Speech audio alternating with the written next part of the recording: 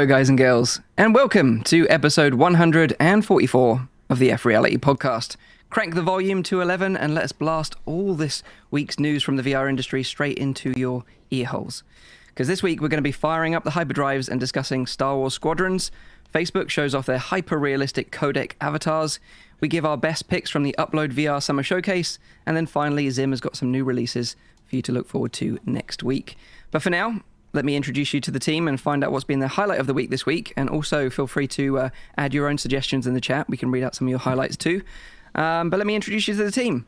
First up, this guy loves nuts. Likes nuts? Who likes nuts? Oh, God. Here we go. First up, this guy loves all creatures, great and small, from bug snacks to goblins. It's our VR adventurer. It's, of course, Nathy. How you doing? What about bug snacks? That's what I said. I said from bug snacks to goblins. Yeah, I mean, bug snacks is like the next big title. For you, maybe. Yeah. Don't judge. I mean, I'm very excited. That's the reason why I will be buying a PlayStation 5. Also for the VR, but mainly for bug snacks. I mean, you know, graphics, visuals, gameplay, audio, story, everything is top notch, man. Is it because it combines your two loves in life, bugs and snacks? Well, so I've already been thinking about creating a monster out of a frikandel, a Dutch frikandel. And combining that with other Dutch snacks that we really like bitterballs.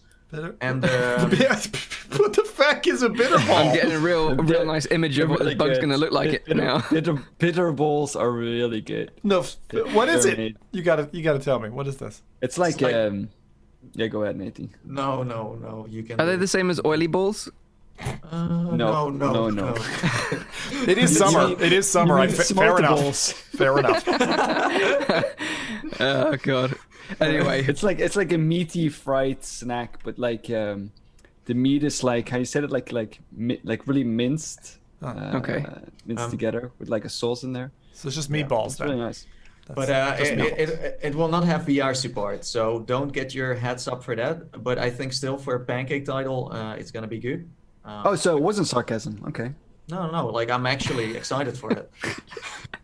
Yeah. Difficult to tell sometimes. Mike can confirm when we watched the PlayStation VR reveal, or not VR reveal actually. I thought it was going to be a VR reveal. I was like, that was my highlight. But besides that, I'm doing fine. It's very hot here in the Holland land. I'm not sure about you guys, but I'm not feeling like I want to play any VR at the moment. I've been working very hard on my cat walk video because their Kickstarter goes live on, what is it, Sunday? Yes, tomorrow. And then, on Monday I will share a video about what I thought of this treadmill. So then next show I will be, talking more about my experience. So that's going to be fun. Yeah, look forward to hearing all about that because you went to China to check that out, right? Yes. I'm one of the survivors of the pandemic. You were the one that brought it to the Netherlands, so everyone can point the finger at you. I thought of like Europe in general. Yeah, well, that too. We can say that. That's fine. You're like the outbreak monkey. Cool. Yeah, definitely looking forward to talking about Catwalk on next week's show. So make sure you stay tuned for that. But next up, this guy sold his soul to the Empire, and he will be the latest recruit to the Imperial Titan Squadron. It's our very own space cadet. It's of course Rowdy VR. How are you? I'm doing great. Like Nathy, it's pretty hot here as well in Canada. I mean, we've hit, I think, 34 today, which is, I thought I was moved to Canada. It was going to be a bit colder, a bit more my kind of temperature, but it's been boiling hot here for the past couple of, almost the entire week already. The difference is, though, that like it can be one day it can be 30 degrees and the next day it can be like 10 degrees again. So it's like a huge difference in temperature all of a sudden. But the good thing is that in Northern America, pretty much everywhere they have air conditioning, literally everywhere. So the temperature is actually quite all right, as long as you don't go outside. I rarely do that anyway. But no, I've been great. The highlight of my week is caused by a buddy of mine, Lonely Viper, who has finally managed to convince me to install SideQuest on my Oculus Quest, and that was because he's been getting back into the YouTube game a little bit. And he made a great video. You should all check it out on his channel, playing Contractors VR on the Quest now as well. So using side quest, and it's just a ton of fun. I haven't installed any games on it yet, so I still need to do that.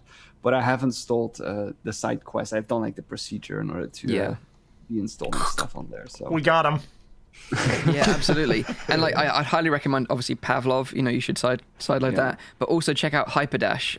That's probably one of my new favorite online shooters that is sideloader only right now, but it will be coming to the official store in the near future, I've been told. I was just surprised to see, like, because I watched his video, of course, and I was surprised to see how well Contractors already worked on side quest. It's brilliant, and I believe even that they're trying to do something crossplay as well, so that would be really neat.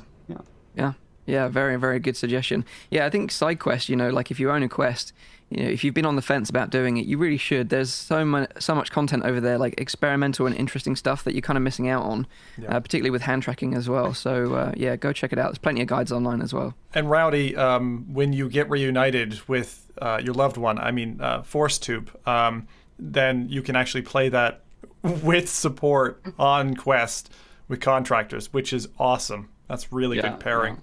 That would have been an interesting conversation at customs. What is this? Oh, it's a vibrating gun stock. Right. But please return to your own country. Yeah. But also some good news for Rowdy this week, because you were finally joined by your wife, right? Yes, indeed. She arrived on Monday, and she's in quarantine now, of course. So that's still the last hurdle we kind of need to get over. But yeah, she made it over. She made it across. Good to hear it. So that's quarantine aside from you, like a hotel somewhere or something? Like what is that? How does Canada do that? More like quarantine in a separate room. Oh, okay. So that's not too bad. What they want. She's not allowed to go outside, and she needs to kind of like separate herself from me.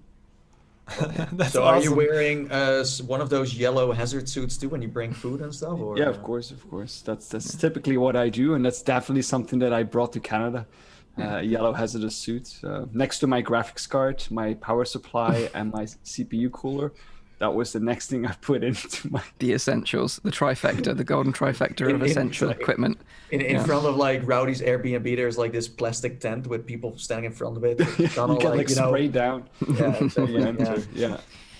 Awesome. Well, good to hear that you're safe and well, dude. Next up, this guy loves to get his butt kicked, not by his enemies, but by his chair. Is VR streamer. It's ZimTalk5.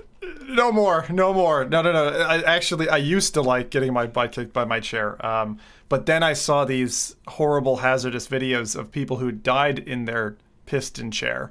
Because if you get a cheap compression cylinder, it will essentially explode up through your anus and kill you.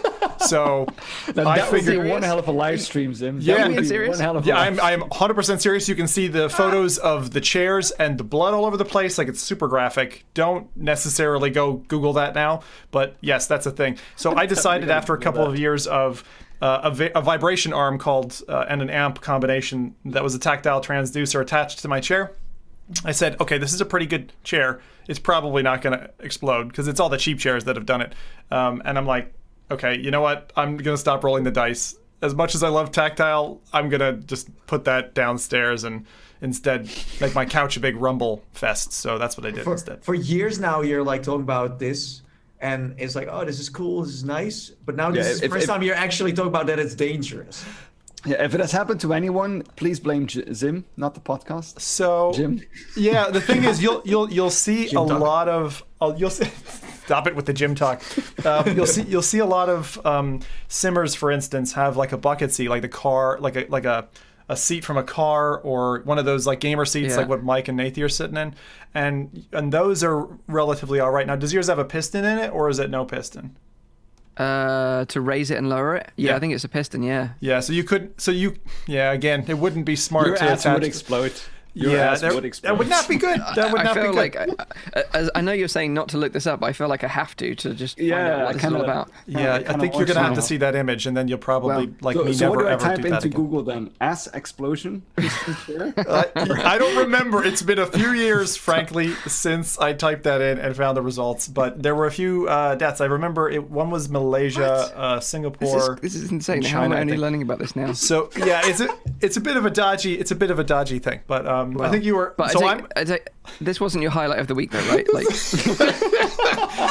no, not my highlight for sure. Just so we're clear. I did go dusting off my butt kicker because I was using it. We use it for home cinema, so you can like watch Jurassic Park and stuff. And I finally understand why that VR app is called Blue. I didn't know this whole time. I had no idea why the VR app was called Blue, and it's because there's a special smart raptor named Blue. I think I skipped one of the Jurassic Parks and never got that. My highlight was I went back and I just I got really nostalgic, and I also wanted to see, I was like, what's good? I always like going back and doing stuff that other people don't do, and I was like, what's good on the go? So I went and dove into, I played like, in one battery charge of a go, I did 12 racing games. Nathan got a little bit of that.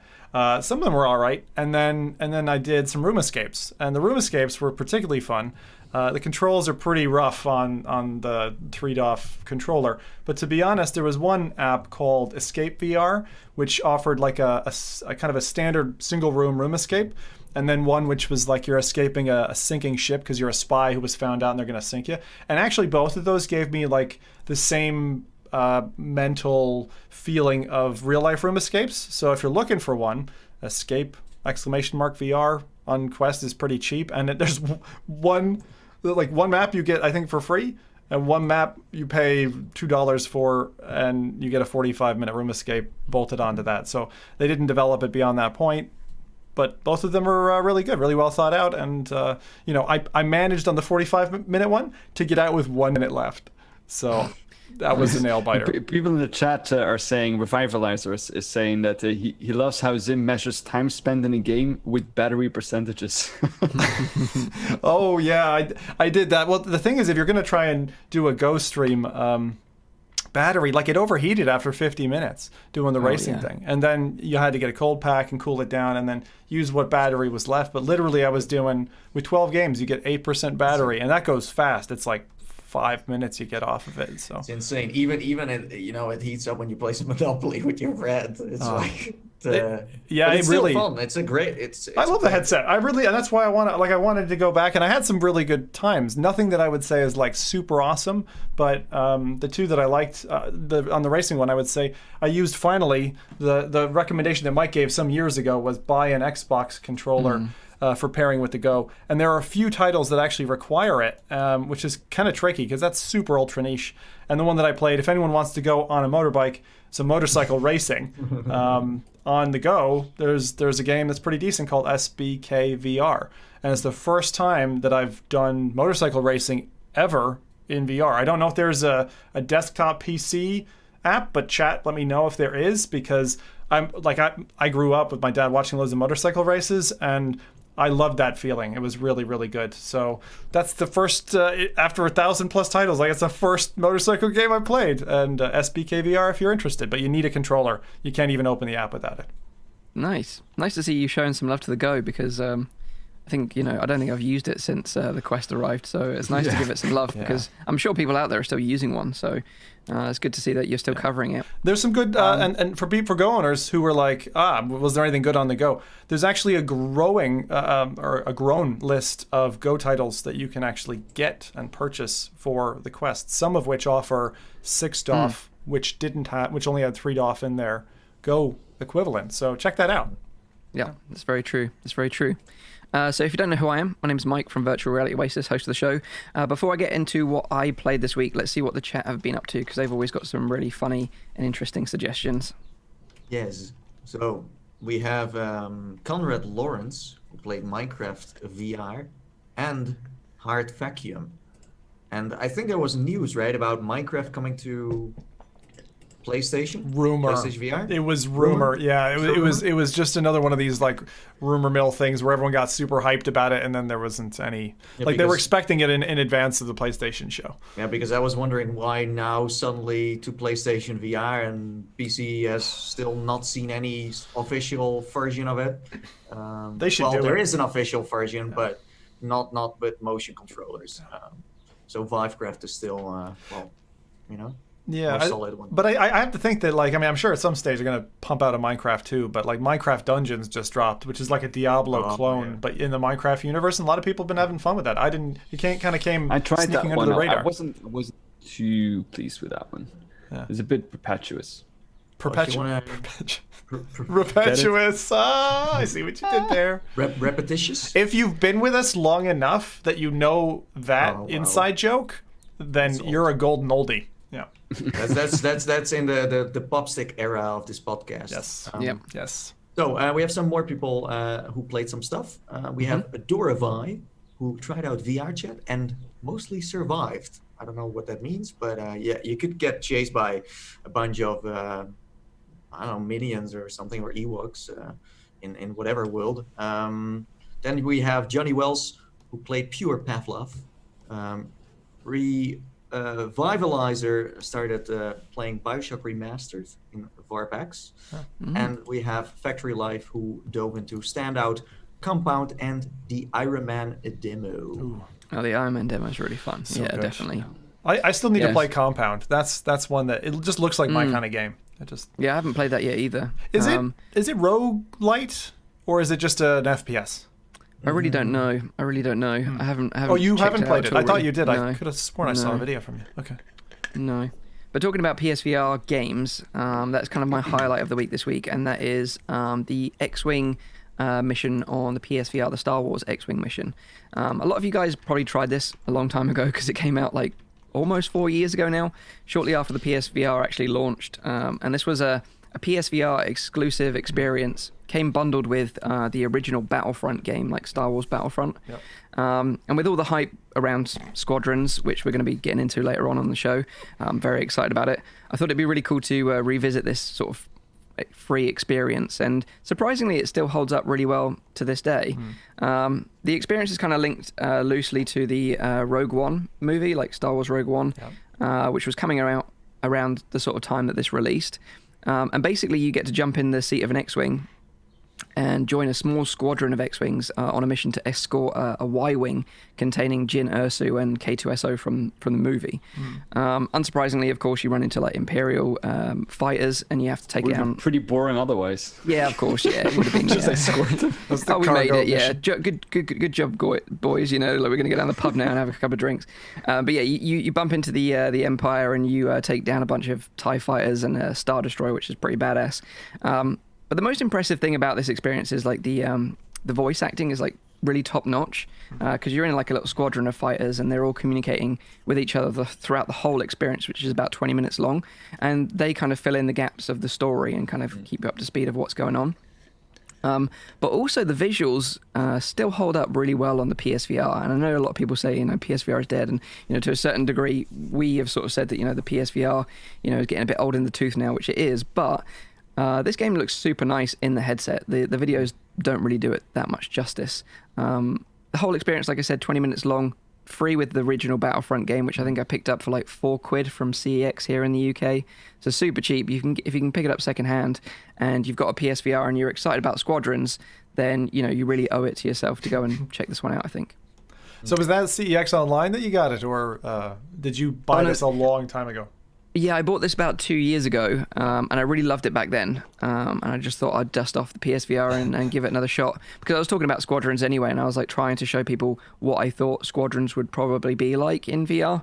But we'll get more onto that. We'll get more into that later on. But the thing you reminded me of, actually, and seeing your tweet, was this ancient and terrible looking, but decent playing and enough to whet your appetite game, which was Battle of Endor, Star Wars Battle of Endor. Yes. Which was like the 30th VR app that I played on my DK2, and it was enough where all you were doing was there was a couple of Star Destroyers and you were going around them and blasting some stuff, but it was enough to be like, you remember like X-Wing versus TIE Fighter, like it just gave you that like sensation. So anyway, Yeah, I know we're going to talk later, there, so I'm going to zip it. Yeah, if you're interested, there is a couple of free like X-Wing VR experiences, and Battle of Endor is one of them. There is another one, I can't remember what it's called. It's Project something.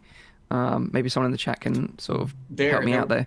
Like talking about Star Wars, there was also a pod racing VR demo where you could Oh race wow! against other people. I didn't know that. I didn't know but that. it's very old. It was also like on Oculus Share, I guess. But Yeah. I think I still have a video of that, and it's funny that when you crashed, because crashing was super easy, then you went upside down, and then Yoda popped up and said like, "Careful, young Padawan, motion sick you will get."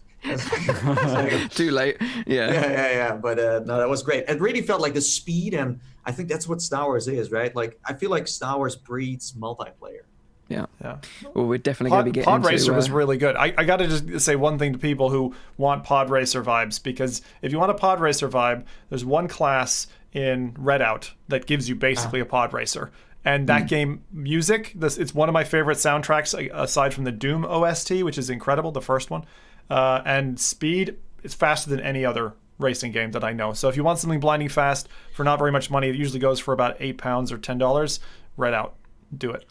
Oh yeah, and thanks to Paradise Decay, it was Project Stardust is the trench run experience developed by a student apparently, which is playable in virtual reality as well. So you can check that out for free if you want to. Right, so that is what we played this week and our little highlights of the week. Let's get into some news.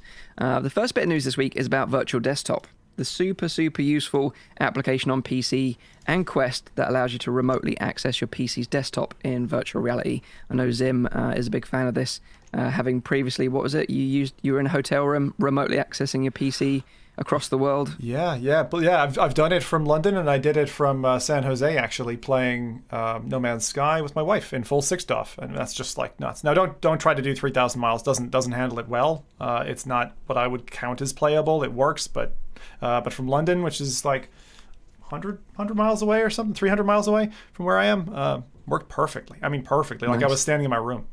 Nice. I'm actually in the process right now of trying a Shadow PC with Virtual Desktop, which is a super interesting experiment. I have people who have tried that for various things, including racing or sim racing, and it worked. It actually functions. Yeah. In my initial testing, I need to get the latency a little bit lower, but in my initial testing, it works. So I'm very impressed. What is a Shadow PC? Basically a cloud computer. So it's in a server farm somewhere. This one's actually in Paris. And then you can log in remotely to your cloud PC in Paris, run Virtual Desktop on that, and then have it on your Quest, play Half-Life Alyx without even a PC, which is pretty next level. Exactly. That's awesome. That's good, Mike, because people need to know that that's an option, especially if you're one of those people who's like, I've got a Quest and I'm never going to be able to afford a full desktop. Exactly. Yeah. So I'm still working on that right now, doing some testing, but I will be doing a video at some point over the next few weeks, I'd imagine. But the reason why I mentioned Virtual Desktop this week is that the developer Guy Godin recently added hand tracking support on Oculus Quest. So now you can navigate your PC's desktop in like full Minority Report style with hand gestures alone, which is really impressive. And, hats off to the guy. He's always pushing the latest tech in his updates, so hats off to him.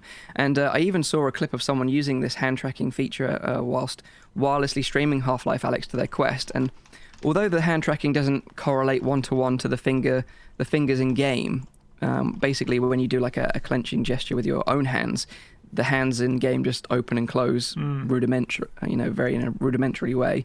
So I don't imagine you can actually play the game properly using this method, but either way I think it's cool tech, and I'm looking forward to trying it out myself. But yeah, I just think it's really nice that more applications are adopting this new technology, and I think social in particular, like VR chat, big screen, alt space, and Horizon when it launches is where hand tracking will really shine. But it's just cool that it's a feature now available in Virtual Desktop, so you can feel like Tom Cruise remotely accessing your PC from anywhere in the world, which is really neat, I think. Jason Bourne. Jason Bourne? He does that as well, does he? Yeah, he does that. Oh, okay. I recently started watching the movie Replicas. I don't know if anyone has seen or heard it. Don't watch it. It's terrible. I turn it off after about 5 minutes. But the first 10 minutes, you see indeed like this minority style. He has like this HoloLens kind of device on, but it's actually just like a face shield. And he's like using everything like that. It looks really cool. So yeah, if that's what you want to see, then yeah, check out absolutely. the first 10 minutes. Yeah, so pretty neat. That is Virtual Desktop now with hand tracking support on Quest, which is a free update, of course. And then if you want to pay, if you want to download the side-loaded version, then you can then stream Steam VR content and Oculus Rift content as well to your Quest wirelessly. As long as you've got a 5 gigahertz Wi-Fi router, you should have a pretty good experience. So that is Virtual Desktop. Now let's get into the juicy stuff. Let's get straight into Star Wars Squadrons, because I'm super, super excited about this and I can't wait to talk about it. So basically, if you missed all the news and you don't know what the heck we're talking about, this week EA announced their new Star Wars game called Squadrons, which will allow people to sit in the pilot seat of various starships from the Star Wars universe in an aerial combat game. This is going to be really, really cool. So the game will feature a full single-player story campaign set after the events of Return of the Jedi, and it will be seen from alternating perspectives. So you'll play as both the good guys in the new rebellion, but also the bad guys in the terms of the Empire, the Imperial fleet, which is really interesting. So you'll get to see the battle work out from both perspectives, which is really interesting. It will also feature 5v5 multiplayer battles between New Republic and Imperial fleets, which will be VR cross-platform play between both PC and PlayStation players. So PSVR will be getting this VR support, and obviously PC will as well, and you'll be able to play cross-play with those players as well, which is pretty interesting. Now, it's not just like a straight-up 5v5 like deathmatch. You'll actually have to work together as a team to take down the enemy and complete tactical objectives, and there's two sort of main modes to that, which were sort of detailed in the gameplay reveal this week if you want to go check it out. But you'll basically be able to take control of real classic ships from the series, such as A-Wings, X-Wings, Y-Wings, U-Wings, TIE Fighters, TIE Interceptors, TIE Bombers, and TIE Reaper fighters, which is pretty cool. And it's going to be like a proper multiplayer progression system, which is, we've got plenty of multiplayers in VR, but not really many of them take advantage of like what we see on PC or console, where you really have this deep progression system where you unlock cosmetic stuff or like new weapons or new engines and new shields and hulls, which you're going to be able to do in this game. So I think it's really great that they're adding that feature in there, and apparently they're keeping it completely clear of microtransactions as well, which is great to hear, because I was so surprised. Plagued EA for years. I was so surprised. I mean, it's plagued EA's strategy for years, I would say. I mean, like, they've been unfortunately one of the main proponents pushing microtransactions, and to see them actively step away and address that in a very overt manner with this is one of the most exciting things for me about this. Although in the past they are known for not adding surprise mechanics to their game until the press finally made their reviews, and then they add them later. But I do feel like after Jedi Fallen Order, they learned that you do not have to only make goldmine multiplayer titles, or even put it in single player. That's even worse.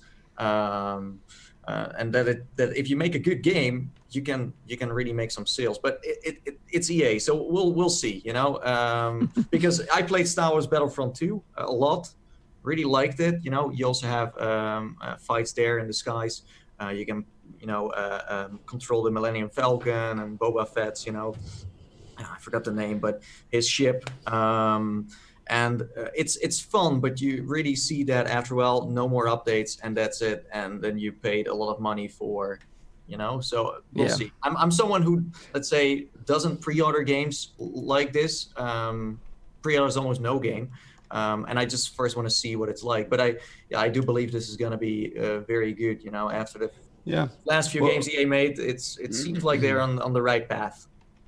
Yeah, what I think about it, regardless about that the game looks bloody cool, it is a PC or a console game, but it's like VR has not just been added to it. Because when I heard the announcement, I was like, there's probably going to be like a couple of missions that are going to be in virtual reality, but it's actually from beginning up until end. They say the full campaign, the full game, the multiplayer, everything is all playable in virtual reality. And I think that is a strategy that we haven't seen from EA before. Like, have they released any VR games before? I mean, I know that they acquired Respawn Entertainment, and they're working on Medal of Honor, correct? Like they're the publisher EA, but EA is a publisher. So they don't really. Well, I mean, of course they make games, but they are mainly the publisher. Mm-hmm. But yeah, besides that, it's a strategy that I haven't seen from EA before, that they actually release a PC game that is fully playable on a virtual reality platform. They don't have to do that. Yeah, I don't think necessarily, like, I don't know the background of who worked on this, but I don't think it's necessarily EA saying like, wow, VR is awesome, so let's put it into the game. It's just the people who work there that had experience with VR, like, hey, big boss man, I have an idea, maybe we should do this. So yeah, of course, I get that, but from the perspective of like, of earning money, I don't think that building it for VR is the ultimate way to make more money. They could release an extra mode on PC or an extra mode on the console versions. So I find it, I wonder what convinced them to start investing on the virtual reality platform. Is it that it's finally time that they believe that the system can stand on its own, that there's like added value into bringing VR players this kind of experience? So you're asking why now?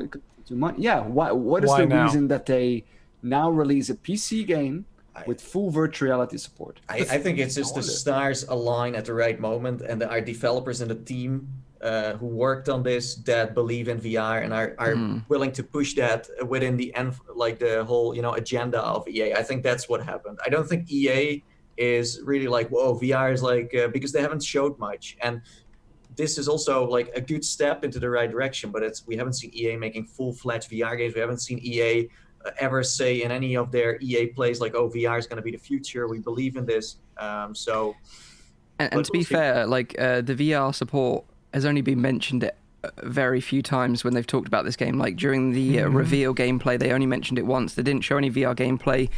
The details about it supporting VR was actually hidden on the website. It wasn't mentioned in the original trailer either. So although it the later trailer they released was VR gameplay, and they didn't.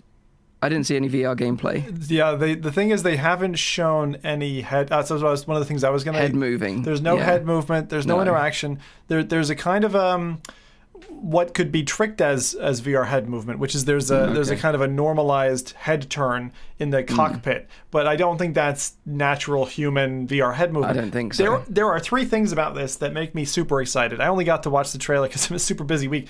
I got to watch the trailer today, and my jaw actually dropped. Like I'm not a huge Star Wars nut. Like I don't go bonkers for Star Wars games. I like a good game when there is one, like Jedi Knight 2 some years ago. I really liked that. I missed KOTOR and cried a tear that I wasn't ever able to play that when it was hot. But the three things that for me really, really stand out that this is going to be possibly a turning point. Number one are, because it's a flat game and it's VR, that gives this lovely spine of, we have players waiting for you, VR players. And then that's mixed with the fact that this thing looks and appears to play like a better Eve Valkyrie, which was already a fantastic dogfight game, but didn't have that spine that ever gave you enough of a community to have full games every time you jumped in, which is what you need in this kind of game to really feel the thrill. And then, like, there's going to be, and this is the part that I'm most interested in, is EA going to limit VR players? I don't think they are. I don't think they're going to pocket us into like, okay, you can join a VR server versus 2D, which means VR players are going to have a distinct advantage in dogfighting, and that's going to drive people to buy hot asses and to buy VR headsets and suit up and get in. And that is awesome. That combination of things, I think you used the word trifecta, Mike, but it gets me super excited about this. Yeah. Super excited. It would help if EA promotes it more. But I think like EA is a company, if they learn that they can make money with VR and do more sales, maybe even bundle it with a headset and stuff, they will put so much more money into it. So it's like, if let's say it swings the right way and it ends up at their, office and they understand what's going on with that, then we might see this, seeing more in the future where, Mirror's Edge could be like having a little experience next to it, or Battlefield. Battlefield has great campaigns. I would love to have Bad Company and have a little bit of a side story there. Oh yeah. But then they are publishing Medal of Honor still, so they're going into a number of. I mean, this is virtual reality, but it probably won't have like controller support. It will be HOTAS and that kind of. It's gonna be a desk game anyway. Like what space sim do you play? I mean, this is an arcade game, right? It's not. But it has a single player campaign. I think that's a very smart choice as well, because then that means that you have you have something for everyone a little bit, and I really like that kind of stuff. But this VR support also comes with the fact that they brought all of their titles to Steam now, and that's because they need more money. They want to make more money, so they put it onto Steam, and that's fine. As someone who plays a lot of Battlefield, you can see an increase in more players. So you're talking about the move from Origin to actually finally giving up the ghost and saying, because VR support usually, like Origin as a platform, does not have any built-in VR support. Yeah. So I thought that was one of the reasons as well. Yeah, same. Well, I mean, it's sure like the money is of course going above the. I'm sure they're missing out definitely by having their own platform. I totally agree. But just to touch on the controller support, you're right in that it supports keyboard and mouse and gamepads and HOTASs, hands-on throttle and sticks. If you don't know what a HOTAS is, it won't support like VR motion controllers. So just so you're aware. I'm super excited for this game as well, because having really enjoyed the X-Wing mission, that feeling of being in a cockpit of an X-Wing and hearing other people talk to you like through the single pack campaign is going to be amazing. But when you're in multiplayer and that's going to be your friends looking over and seeing another X-Wing, and that's like Zim in that pilot seat, and we're going to go and take down a bunch of like TIE fighters together and like do a bombing run on like a Star Destroyer. You just hear the sounds. I can't wait. Spatial audio, please. Spatial audio. Yeah, and not only that, I hope that they modify the audio in such a way that it sounds like you're actually like talking over radio. A few games have done that, like Vox Machina and a few others have done that, where you get that static. Elite Dangerous did it. Like that. Because what I would love to do is like really get like professional military vocabulary in there, Rep 5 standing by, that kind of stuff. I think that would be awesome to do in that game. Or as Revivalizer says in the chat, Red Talk 5 standing by. Red Talk 5 standing by. I'm just feeling like I'm Slippy the Toad from Star Fox. Yeah. Who here has played Star Fox? Come on. Oh yeah, absolutely, of course, yeah. But Mike is going to be the Jar Jar of Star Wars Squadrons. No one wants to play with him because he's annoying. But the one thing I will say is that I'm super concerned about the motion sickness aspect of this game, because like anyone that's tried a flight sim game in VR will understand what I'm talking about here, in that as soon as you unlock that role, which it looks like it's going to be unlocked in this game, you can very easily get motion sick playing a game like this. Space, though. Space. Have you ever found that in a space flight game, though? Because I found Elite. It's been a while since I played like Eve Valkyrie, but I remember that used to get me every time when I first started in VR. Like I should go back and try it again. It has a, let's say, I mean, these kind of like space sims have a pretty steep learning curve to get used to. But I think of the games that I played, sometimes you have two different modes where you can turn on an arcade mode where there are not too many like complicated movements you can do, and then you have the more simulation version where you can do way more. And I think we have seen that with plane sims, and maybe they do that. I don't know. I hope that's the case, because like in X-Wing mission on PSVR, they lock the horizon, so basically you it's pretty comfortable to play, even for fairly newcomers. But do you think if they lock the horizon in a multiplayer game where PC players are going to eat you alive, that they're going to do that? That's the problem. Yeah, that's the problem. And also, I think that that's something that you can... It will get rough in the beginning, but I do think that's something that you can train yourself into. I mean, real-life pilots need to do that as well. So, I do think... Balancing is going to be a real problem with this title. I'm telling you, I'm calling it now. It was a problem in Elite, Eve Valkyrie, and this is a very, very similar dynamic to Eve Valkyrie, where the turning radius for a gamepad player was tighter than that of a HOTAS player. And so there's nuanced things like that. If they don't get that right, and as I said, I don't know if they're planning a balancing mechanism, but if you're a flat gamer with a monitor in front of you, you do not have the same ability to neck turn and spot your enemy and track. You know, as you're turning your ship, you can track and meet a target in such a much better way than you can on a flat monitor. And for someone who hasn't tried it, just like find a way to try that before this game drops if you can. Borrow a headset or something. I mean, EA is responsible for a part to add some comfort settings, and if that's blinders on the sides first, or having a very solid tutorial, or there needs to be something in there. You can't just throw people in there the way they showed it in this trailer. Yeah, I'm definitely in a different place now. I know, Mike, you were more prone to sim sickness. Yeah, I was. Yeah, in that era as well. I was definitely, yeah. But I would say that, like, if someone asked me, like, compare any type of VR category, like if you're in a seated cockpit, those tend to be more comfortable for people, even people new to VR. I find. Maybe it's that yawing movement that you're talking about that screws you up. And for anything that's, you know, terrestrial, like let's say Wipeout, open all the windows and turn off Lock Horizon, and your stomach's going out the window. Like, so I recognize not all cockpit games are comfortable. But I think that was my concern because, you know, like Star Wars is such a huge franchise that has wide appeal amongst many, many gamers.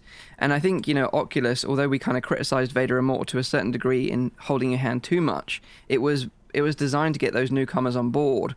Whereas I worry about this game, a lot of people are going to be very excited about it and think, oh, okay, this is the game I'm going to go and buy a headset for. They try it and then they completely wipe themselves out with motion sickness and they're like, I can't do this. The difference is that's definitely going to happen. I'm 100% convinced there are people that are going to get motion sick, a lot of people. But I do think that you kind of need to, you don't need to bite through the motion sickness. You need to quit before you get motion sick. Yes. But you need to do that in small little steps and build up that kind of like stamina you build against like it. But I wonder what measures EA will put in place to inform players about this. But I think it's hard. I've never seen an app do it very well. Like I've never seen an app the rule that always worked for me, we used to call it the golden rule, is the second you feel anything odd, you stop until you feel perfect, and then you go back. And it's like breaking in a new pair of shoes. You wouldn't just keep wearing some 9-inch stilettos, you know, keep walking down Main Street. You take them off and put on your flip-flops and maybe look normal for a little bit. The problem here is that the VR support needs to catch up with the fast-paced gameplay on pancake screens. So it will suffer a little bit from that. Well, Star Wars Vader Immortal, it's not like you can play it on a outside of VR. So it's more like VR is an extra here, and it's kind of like lifting on the 2D gameplay. So yeah, like you don't want to be, for example, flying slower in VR than the people on, you know, an actual. But you need to find I don't know how they did that, but we'll find out. Well, I think that's going to be the interesting part, because for me, you know, when I watched the gameplay reveal and I saw people doing barrel rolls and stuff, that's when I decided to make that little parody video because, you know, like I think some people are going to get very sick playing this game. But I do think it's going to be awesome. I'm very, very excited about it. And I'm very looking forward to jumping in online and going out there with a squadron, you know, of friends. I think this is why you should wait out and see what this is all about before you pre-order it, because the gameplay we saw wasn't really gameplay in the VR space. You don't need to pre-order nowadays. You don't need to do it. It's as simple as that. You know. There's no point. There's only one advantage, I would say, which is if you have a slow internet connection and you want to pre-download the game so you can play it on launch day. If it's like 150 meg, that's the advantage, and maybe the 10% we all know you get off. Day one comes with a 20 gigabyte patch. That's probably, true. or something. Or if you're playing like Call of Duty nowadays, like 90 gigabyte updates. Are you kidding me? Seriously. I would also say like pre-order incentives. Sometimes if you're a super fan, you can get lured in with those, but I would be a bit careful with it. That's all we'd say. I hope they don't do that with this one. I hope they don't pull an Evolve on this one. I just recently read they already have, by the way. No. There is pre-order bonuses. You get special ship skins for both Imperial and New Republic. Okay, but that's fine. But like what Evolve did, the game where it was a 4 versus 1, monster thing, they'd unlock you kind of like if the new Battlefield game launches. And straight out the gates, you're given a level 3 engineer and all the unlocks. You're given a step ahead, right? And you don't have to actually play the game like other people. That I am absolutely against. And if they do that with this, I'll be pissed. There could be a possibility that they go for a standard edition, for a deluxe edition, and then a special one. But they stepped away from at least locking content as a premium thing, because they found out that because of that, it would be like, oh, Mike, hey, let's do the fight of Endor. It's like, yeah, but I don't have the premium, so we can't play together. So they decided to, content-wise at least, make it all free for everyone as updates. Yeah. But then the question comes, how else are they going to make money then? So that's always the question, the real question. But skins and stuff, fine, right? Yeah. Content, no. And also unlocks. We saw that big table when they were doing the trailer, and they showed this kind of unlocks. You can't go unlocking stuff for people as a bonus. Like you're breaking your own game design by doing that. The thing that could happen is, like, let's say you have an upgrade, like a new gun on the front of your ship. It could be that they lock it behind 15 hours of gameplay. Yeah. And that's what they did with, for example, Darth Vader in Star Wars Battlefront. You couldn't play with him from the get-go, and you had to play, like, I think 80 hours to get it. And then, but on other players who paid a lot of money could just, you have then these shortcuts, as they call them in many games. You just buy it out, and that's what that's what you call pay to win in a way. It basically is. But they did hint, if I'm not mistaken, they hinted at the fact that you would need to put some campaign time in to unlock certain ships to then use in multiplayer. Maybe I'm making that up, but from my listen to the trailer, that's what I picked up. I can't imagine the single player campaign is going to be that long. I'd imagine like 3 hours. No, it's 3-4 hours. Yeah. But no, I'm very excited for the game. Do you guys have any suggestions if people want to sort of try some flight games out, get their space legs before this game comes out, see if they can stomach it? Right now? Yeah. Elite Dangerous is inexpensive, and it's a very good flight sim. I would just say that No Man's Sky is also very good, but it's not a great HOTAS game. That's the only thing. Yeah. Okay. I think if you want to do like dogfights and that kind of stuff, I think that your best bet would still be something like Elite Dangerous. Oh, I was thinking you have to have some friends, and I mean there's got to be something better. I haven't touched my hot ass in a while, but I would recommend Elite Dangerous. At least when I played it, you could do like even against like AI. Like certain battles you could like play out, and you would get like missions. You're right. So there's ones where you can like there's an array of like almost like a battleship or a battle cruiser with all these like little squadrons fighting.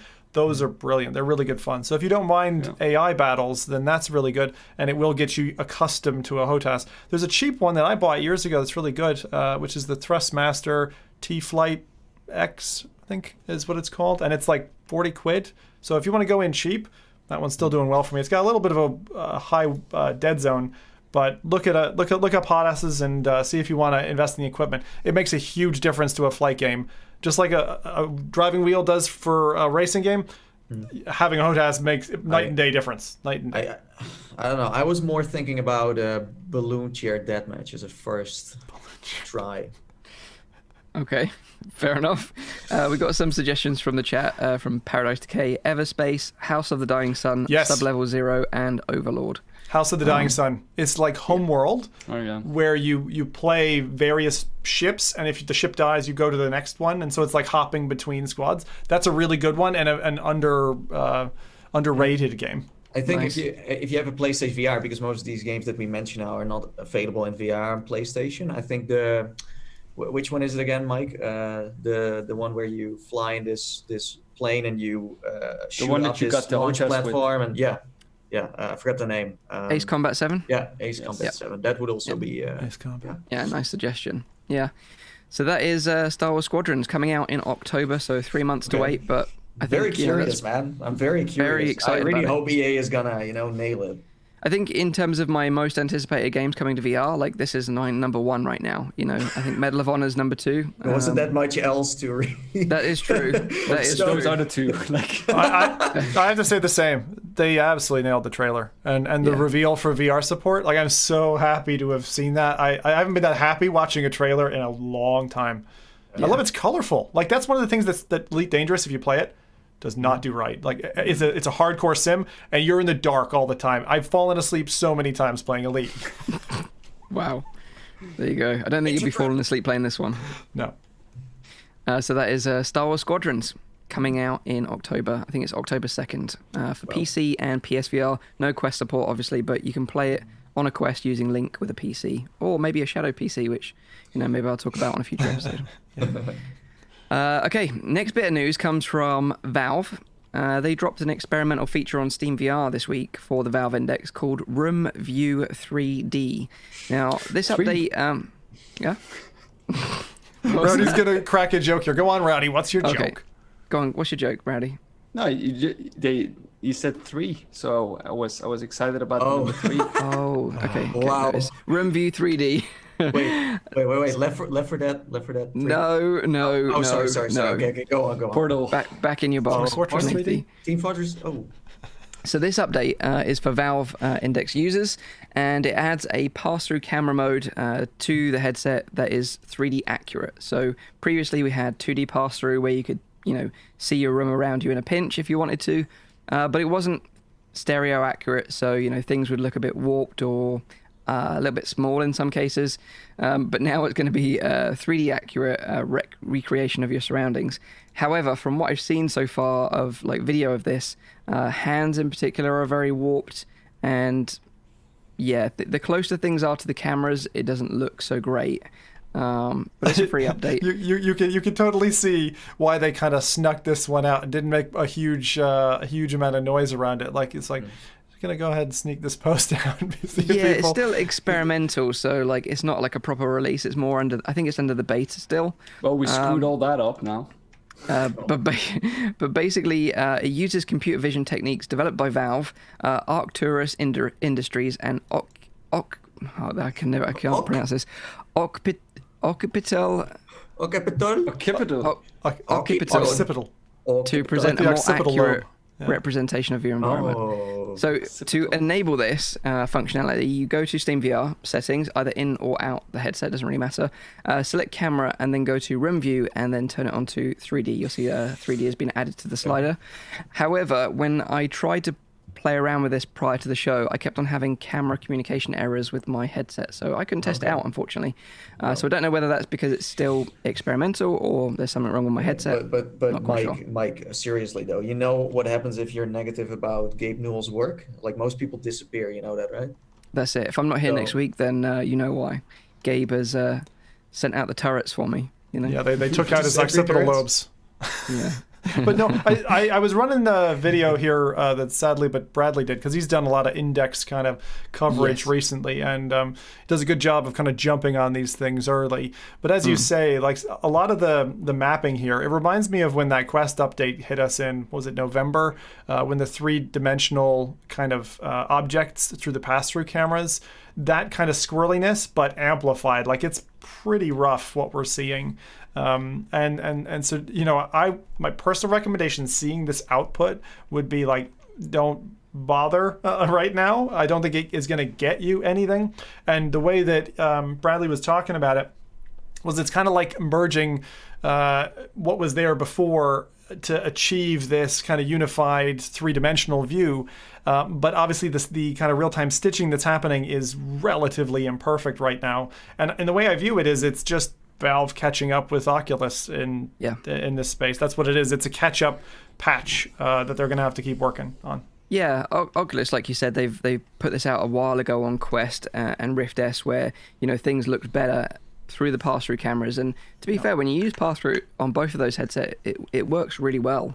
So you're right. But the only difference here is that it's full color, whereas Quest and Rift S is obviously black and white. Yeah, but it's a really funny thing, seeing this parody game almost going on between the different suppliers. What you have now on Quest, which I really find awesome, is the height map. So it's like a topographical height map when you map your space. So if you have a desk in the way, you see these vertical lines with a little node on the top that kind of warns you, hey, there's something here. And it does that if it's a cat, or if it's a desk, or if it's just a staircase sitting in the corner of your room. So that's a really cool thing. And that actually ties back to the Oculus Connect 6 demonstration, where they were talking about mapping all the environments actually globally. They want to take a data map globally, kind of like Google Street View when you walk into a museum in Japan, which you can do in select buildings, and you can like, click around and kind of look at stuff like that, but fully volumetric mapped in VR, including all objects that might cause a problem for like your Guardian. So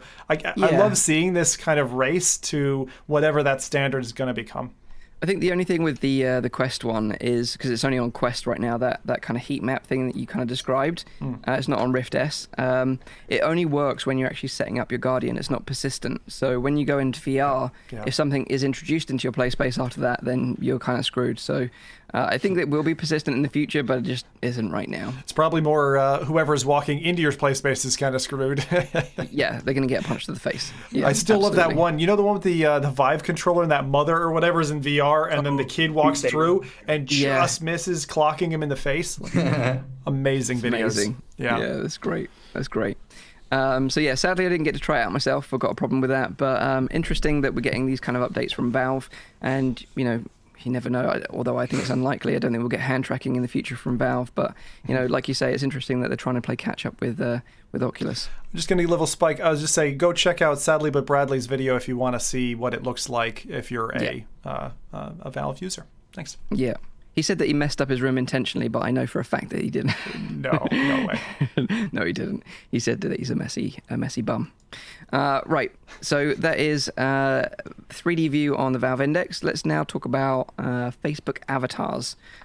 This is kind of interesting because Facebook Reality Labs, they're kind of taking this kind of avatar concept and like to a whole new level with their codec avatars. And we've talked about this a while ago, the Facebook Reality Labs using a combination of like eye tracking and mouth tracking technology to recreate more sort of lifelike interactions in virtual reality where everything's tracked, and you really miss that when you get into a social application. Sometimes they sort of fake it and it works quite well, with the eye movements, depending on your head movements, but this is like spot on 1-to-1, and the avatars look very lifelike.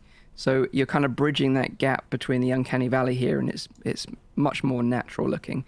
The problem is, though, that creating an avatar of this level of fidelity involves like a process of using hundreds of cameras to take images of like a subject's head from a full 360, and you have to map them out and stitch them together on a digital avatar. It's very expensive. It's very time consuming. So don't expect to see this tech in consumer sort of space anytime soon. However, they are making also strides with full body motion capture using a single camera, which is another little clip that they posted this week. So that single camera combined with machine learning could really open up the Quest and Rift S potentially to full body tracking in the future with a small little Oculus branded camera maybe. But then we'd be sort of going a bit of a backward step in terms of like sensors and stuff like that. So I don't know what you guys think of this tech, or whether it's just going to be for businesses, or whether they'll open this up to consumers in the future. I think this is just showing us the roadmap, because what you do is you prove that you can do it with expensive setups, and then you answer for yourself, well, how do I do this for cheap in a consumer headset? I love the fact that they basically show the feel real it's not the feel real bolted to the bottom of the Quest. It does look like it, and the tracking on the facial animations is absolutely, in my opinion, enough. Like if that was in my Quest, now I don't know if staring face to face, your eye would pick up a little bit more detail and be asking for more, and it would still be beyond the uncanny valley boundary, but it's great. I like seeing it this stage at this point is awesome. Yeah, really good. Yeah, I think that the difference here is like this is very high fidelity, like top notch, pushing the boundary in terms of facial tracking. Using the tools that they have, because of course I don't know what kind of methods or something that they're using, but at the same time, because they're pushing this boundary further, the lower end gets pushed further as well. So you probably won't see the super high fidelity tracking with the expensive cameras that they're showing in those applications there, but the lower level applications like we have for gaming, they will get pushed forward by this as well. And I do think that we will, in a fairly near future, we'll see this kind of method being applied in social VR experiences as well. Yeah. The way I kind of like saw it in my mind, I don't know why I thought about it this way, but I kind of had this vision in my mind of like the very near future where obviously, having a full scan of your head is going to be super expensive. So maybe they'll have like a center, like almost like where you go and get your passport photo taken. You have to go to the post office to get it done or whatever. Or you I don't think that is even necessary. I think you can very easily do that with equipment that is on your phone. Again, it won't be super high fidelity. Yeah, but it will be good enough for the applications that you will use it for. And with time, because you get so much more data, you can train those models to perform better and better and better. Develop new algorithms to make this even better than what it is now. And I think that once that gets implemented and gets used more, you will see that improve really, really fast. You don't think we'll be queuing up at the Avatar Creation Center anytime soon? You think we'll be doing it from home using apps or something? I think so, yeah. I would be with Rowdy because a couple of years ago there was a Microsoft app. I'm trying to remember the name of it now, but you could. It was shut down sometime later, but you could 3D geometry map either a room. So you've got the camera at the center of the room. You take 100 pictures and then it stitches it all together. Or you could do the opposite. You could take an object and you could take photos around the object like a statue if you're a tourist, and it would totally just create a point map of the object. I think you can very much compare it to like what the original photo cameras did when they made like those 360 images, where you would you would take one shot and you'd have to move, you take one shot, and then the image would kind of get stitched together. There was an algorithm that did the stitching together. And I think that we'll see something, of course, of a much higher level of complexity to do that as well. And if you just train those algorithms with millions and millions of images, eventually you will get an algorithm that will predict how your face should look. And it will not be perfect always, but it will get very near to that. Yeah, I think. Photosynth was the one that I was thinking about. Photosynth from Microsoft. They shut it down after a time, but it was really, really quite interesting. And I think it would be applicable in something like this. It's just about getting those kinds of models and, as Rowdy said, like stitching algorithms to kick out a 3D model. I've seen it done even in the tech demos that we had at Oculus Connect 6, some of the after parties across the street. You remember there was a guy taking 3D images of people to take, again, volumetric video of people's physical form. I think the complexity of that rather relays in the complexity of your facial animations rather than the complexity of someone's face. Because if you just take like a 3D model of someone's face, it's fairly quickly done. But it's all like the facial animations, the way that you talk, the way that your mouth moves, and like there's a lot of muscles in your face that you need to kind of simulate. But I do think with training enough algorithms or training an algorithm enough with enough data, you can get a fairly accurate prediction with that. And my only question about this then is with both of the models, like you see a certain roadmap for most like social VR apps, which seems to be avatar driven, which is basically here's a thing, you can accessorize it, bejazzle it up, and that's you in the metaverse. But this is something different. This is like take your actual self and represent yourself as accurately as possible, again, in the metaverse. So I'd be interested to see, it's obvious that Facebook is exploring both paths because we got things like Horizon on the horizon, and this is something that's also on the horizon. So I'm wondering how those will end up coalescing at some point, where it's like, do you get the option of more from one or the other? Like a business perspective. Oh, I think so, absolutely. From a business perspective, you don't want to look like, Nyan Cat or whatever. You want to look like a regular person. Maybe Zim would like to be Nyan Cat, okay? but I think it's once you crack that algorithm, I think the limits are kind of like endless. You can perform that on any kind of like algorithm, any kind of avatar that you kind of have, whether it's realistic or completely. But even in the Oasis, right? Like even in the representation of what we've seen for like virtual reality and books and stuff, the concept was that you had a choice. Like the end state would be you would either look like Mike or Nathy or Rowdy, or you would look like an avatar that you'd selected. And I kind of feel like that's got to be where it ends up resting. The choice is in the hands of the individual. Personally, I think I'd just like to have an avatar that looks like me, and we covered this with like Taffy avatars a couple of weeks back. But of course, people will always want to be like something something else. Like their waifu or like a furry or whatever, is going on in VR chat, like that kind of thing. So I wonder if that tech will evolve at the similar sort of pace and you'll get super realistic looking. I think that's the kind of tech that pushes that even further forward, because a lot of people want that even in real world. Yeah, so. Maybe. But like you say, it'll be really interesting how, some apps, I guess, will use it, some apps won't, and that it will just be a case of which platform you prefer, I guess. Yeah. But yeah, super interesting.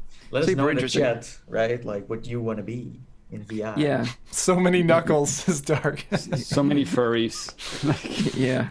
Yeah, but I think, it looks next level. It's getting that one step closer to that real feeling of presence, that you're actually there with someone else, and it feels and looks very realistic. And I think that's very, very exciting indeed, even if it is just a glimpse of something that's happening in the distant future. So you could be Captain Akbar and then, still play Star Wars Squadrons, but not as yourself. It's a trap. Or Jar Jar. All the voice modulation. It's going to be like that Black Mirror episode. Oh, God, yeah.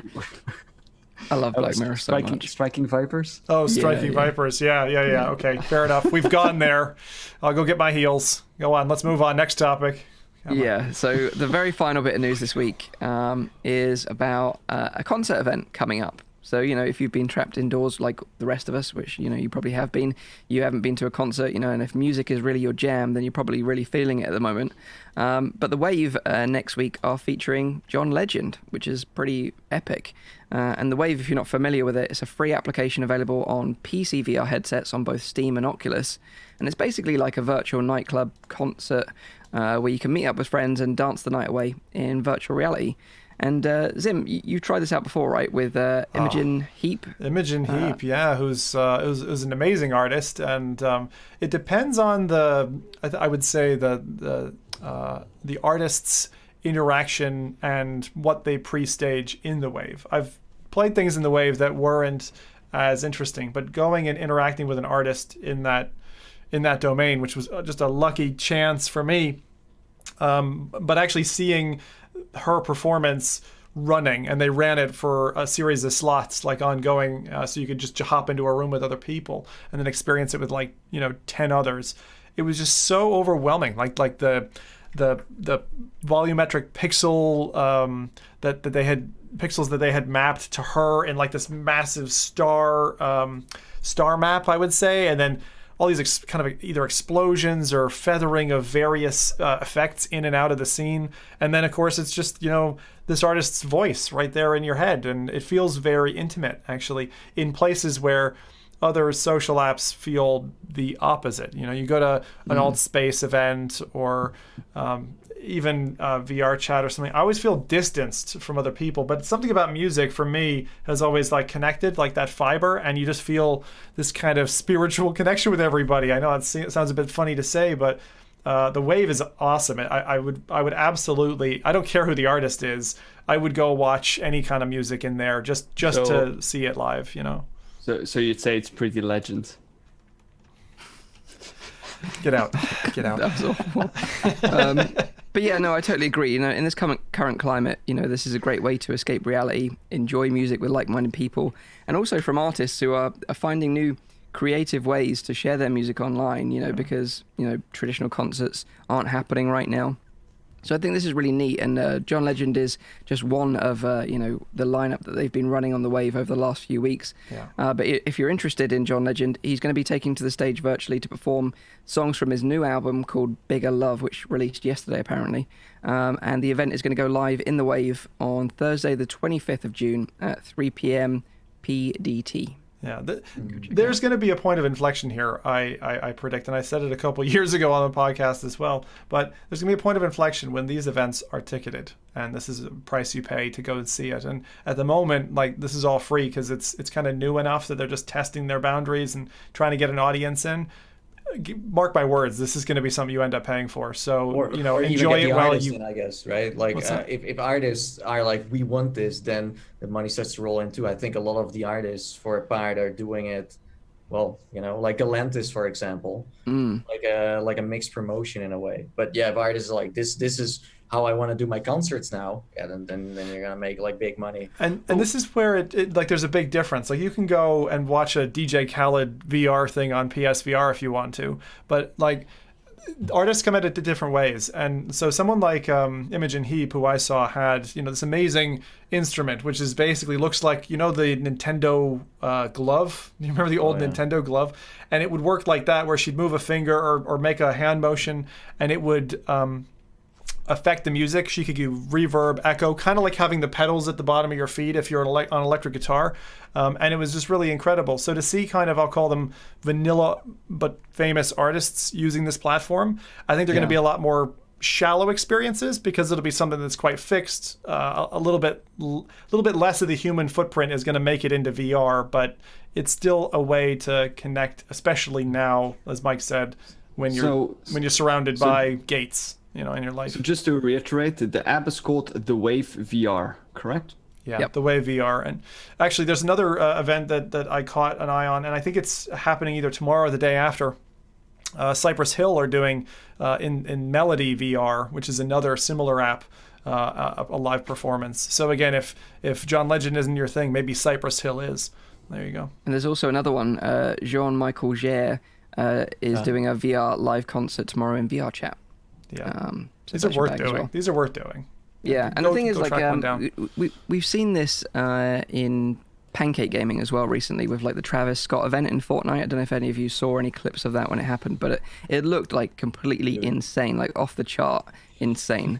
And I think that event has really shown these artists that there is a powerful medium there to be had, whether it be in gaming or virtual reality, that is just completely untapped right now, and that they should start experimenting with. So it's a very exciting time, for sure. Indeed. So that is all the news this week. We've talked about the John Legend event in the Wave, Facebook avatars, Valve Index getting this 3D view that didn't work for me, Star Wars Squadrons, which I'm super hyped about. But let's talk about now our hot topic of the week, and let's talk about the Upload VR Summer Showcase. So you may have missed this. It happened on Tuesday this week, and basically Upload VR, who have articles online, they have run a VR news website online. They did like a showcase of all like the upcoming games, and a lot of developers and partners got off on the showcase to show off their new trailers and announce new games during the show. So what we've done is we've picked 2 games each to talk about that we sort of want to highlight from the show as something that we thought was interesting. So maybe let's pass it over to Nathy first, then, to talk about his first 2 games that he wants to talk about. Okay, so the first one I for some reason predicted, and that was Gnomes and Goblins. You did. Did I say it last week, or? You talked about it recently. Yeah. Very recently. Well, this was like, I heard it like a year ago that they were still working on it. But now suddenly, like, I had no idea. Also, I had no idea. I was like, well, I once heard someone say, I was like, yeah, whatever. But now it's like official. They apparently finished it, and it's coming out. Is there a date? I don't think there is a date for now. I'm not sure on a date, no. But we now know that it's actually a thing. Now, Gnomes and Goblins is of what I played, because there is on Steam, there's a demo that is still available. So if you want to give it a try, then you can. But it's like this atmospheric, like kind of like adventure that you dive into, where you're like the spectator and you're part of a, let's say, like civilization of little gnomes and goblins that run around, and you can, for example, take a sneak peek into their like little house and see what they are doing. But it's like, I would kind of compare it to Ghost Giant or Moss, where you become like this guardian that they're first a little bit scared of, and then later on you start to build a relationship with them, and then you go on little adventures. Because in the original demo, they're just first walking around, they have no idea that you're just watching them, and then after it's like, ooh, there's like this ginormous person, staring at me, spying at me, so they're like a little scared. And then you give them like I think it's like an acorn, and you roll it towards this little man, and he's like, he picks it up, and he's still a little bit scared. But after a while, you kind of, he trusts you, and then you go on this little adventure. And I think that's what the main game is going to be all about as well. I'm very, very excited for this one. I think that that is actually my highlight of the entire showcase for me, because it's something that I never expected to be coming out. So if you'd have to choose between Bug Snacks or Gnomes and Goblins, which one would it be? It's tough. Yeah, that's tough. Tough question. That's tough. I don't. Yeah, I can't give an answer. You can't make a man choose, between those two. That do a comparison. That original demo was like my wife's favorite VR thing for probably 3 years or so, and I think for good merit. It is one of the cutest little, like high detail, 6DoF room scale experiences that you had early on by Jon Favreau. So I'm really looking. You really need to, Mike. It's on Steam, the original? Yeah, on Steam. It's on par. Nathan's comparison of Moss is very good because I think that Moss allows you to get pretty close, but Moss doesn't do room scale. And this demo really just, it was such a teaser, and for this to come again out of the blue after we just mentioned it, it's like just it's ridiculous. I mean, it was probably the least expected announcement in this slot. So yeah. For those that don't know, like Jon Favreau, of course, is like, the director behind the latest Mandalorian series. He's been involved in so many huge and amazing projects. So Spider-Man. Real legit dude. So there's going to be an Easter egg of a hidden baby Yoda. You heard it here first. I don't know if he is still involved with this project now. Okay. But he did start it.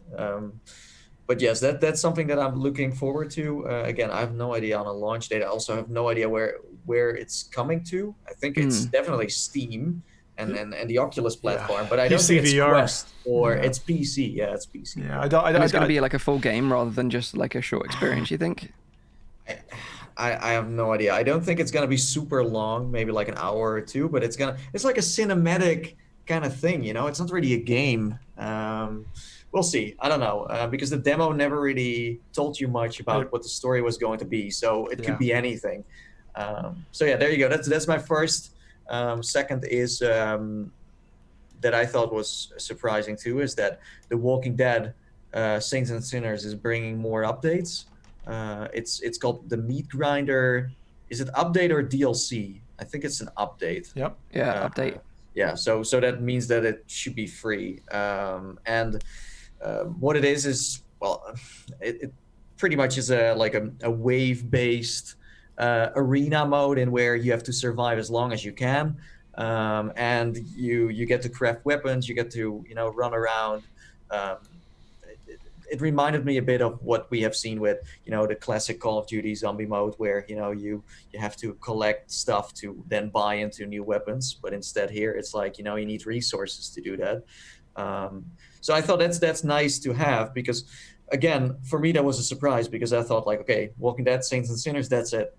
And then we might get another of those games like later in like a couple of years. But I didn't expect to have this as an update. So that could spark more, let's say, more story stuff, like side stories, things like that. So that's why I was excited for it. Not necessarily for the fact that I can run around with zombies chasing me, but just because it shows that Skydance is not done with Saints and Sinners just yet. Yeah. Are you happy about this, Zim? Because obviously you were a fan of the game. You happy that there's more content, or you're not that interested in this? This is one of the most contentious updates, in my opinion. I am quite upset at what they've gone for. It's a little bit like what Blood and Truth did. It's kind of like they've gone for the lowest hanging fruit, in my opinion. Yeah. It's like I just because you can doesn't mean you should. And I don't think that what The Walking Dead is, as a really engaging first person violent storytelling game that's about survival, now it's turning it into this kind of arcade thing and I just don't feel like those two fruits belong in the same basket. That's why I don't like it. Like Nathan says, I'm glad they're paying it more attention. I just think they picked the wrong project. This is easy content, like they just grab a map that they already had, they put some new buildings on it, they put some spawners on it with zombies. Yeah. It's like I'm with Zim on this one. What game I'm with Zim on this one, because it does not make me want to dive back into this game now. No, it doesn't. No, but as I said, I mean, like, I'm excited for this because it shows that, the commitment. I get that. Yeah. But you're right, though, to compare it to Blood and Truth as well, that added a similar mode into it, because I love Blood and Truth. It was my favorite game of last year. But yeah, I'm just not interested in checking that new update out because of the same reason. Yeah. You know? Yeah, That's a good point. But some people love that stuff, and they just want to get more life out of their expensive game, and fair enough. Fair enough. Yeah, absolutely. So now it's time to pass over to Rowdy. What about you? What are the two games that stood out for you during the showcase? I think the first one for me was Pistol Whip, as it now also comes to PlayStation VR. I mean, they've been updating that game. If you're talking about developers that work hard on a game that has been out already for quite a while now, I think that Cloud had really hits the nail on the hat with that one. They've been releasing update after update, and every single one of them is really polished.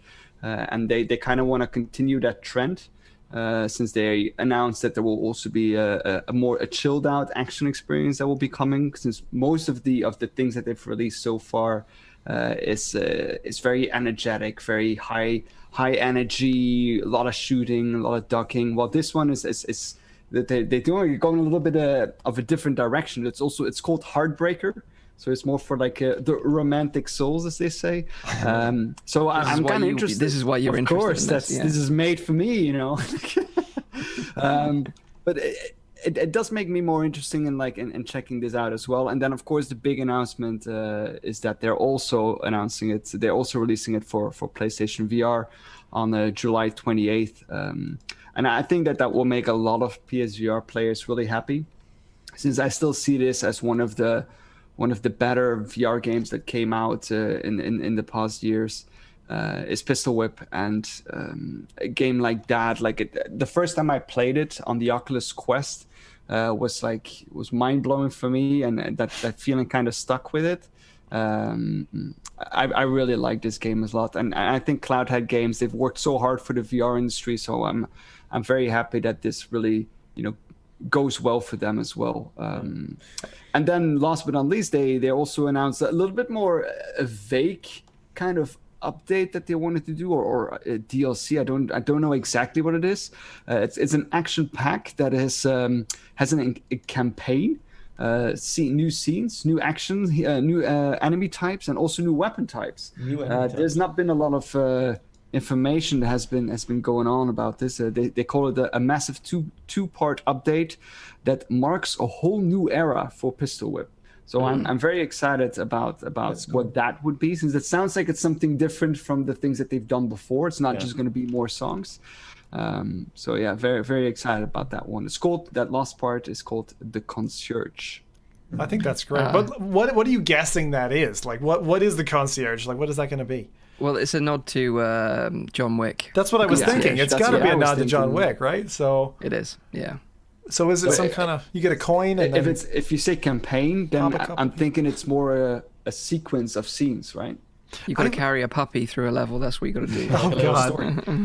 But it's quite exciting. The thing I like about it is that since we all got that kind of show floor demo, it sits in your heart in a special way, right? Anytime you get to, because it's kind of like getting something down the back alley or whatever. But I think Pistol Whip are being smart here, because if you just stick to that single formula, you're dead, right? Inevitably. You're it's just going to tail off, and bring something new and exciting and a new change. And I honestly think it's what Beat Saber is overdue for at this stage. So good on them for, even within their first year, pushing something like this, and then bringing the PlayStation. Thank God, they're gonna love it.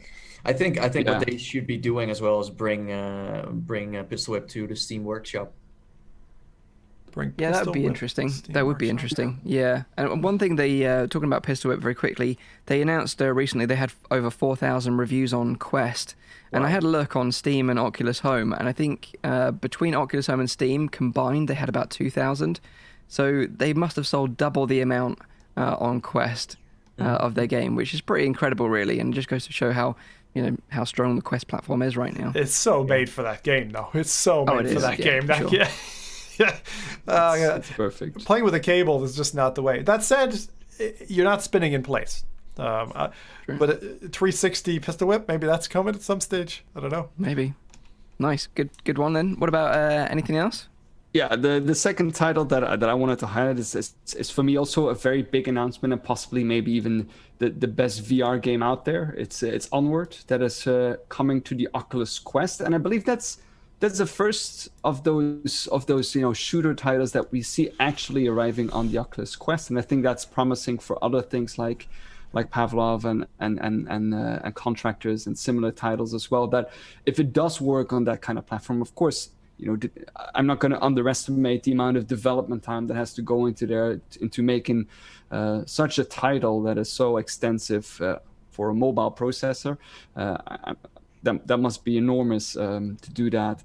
But yeah, I think Onward hitting the Oculus Quest is going to make a lot of regular Quest players really happy. I still think that game has so much potential still to grow.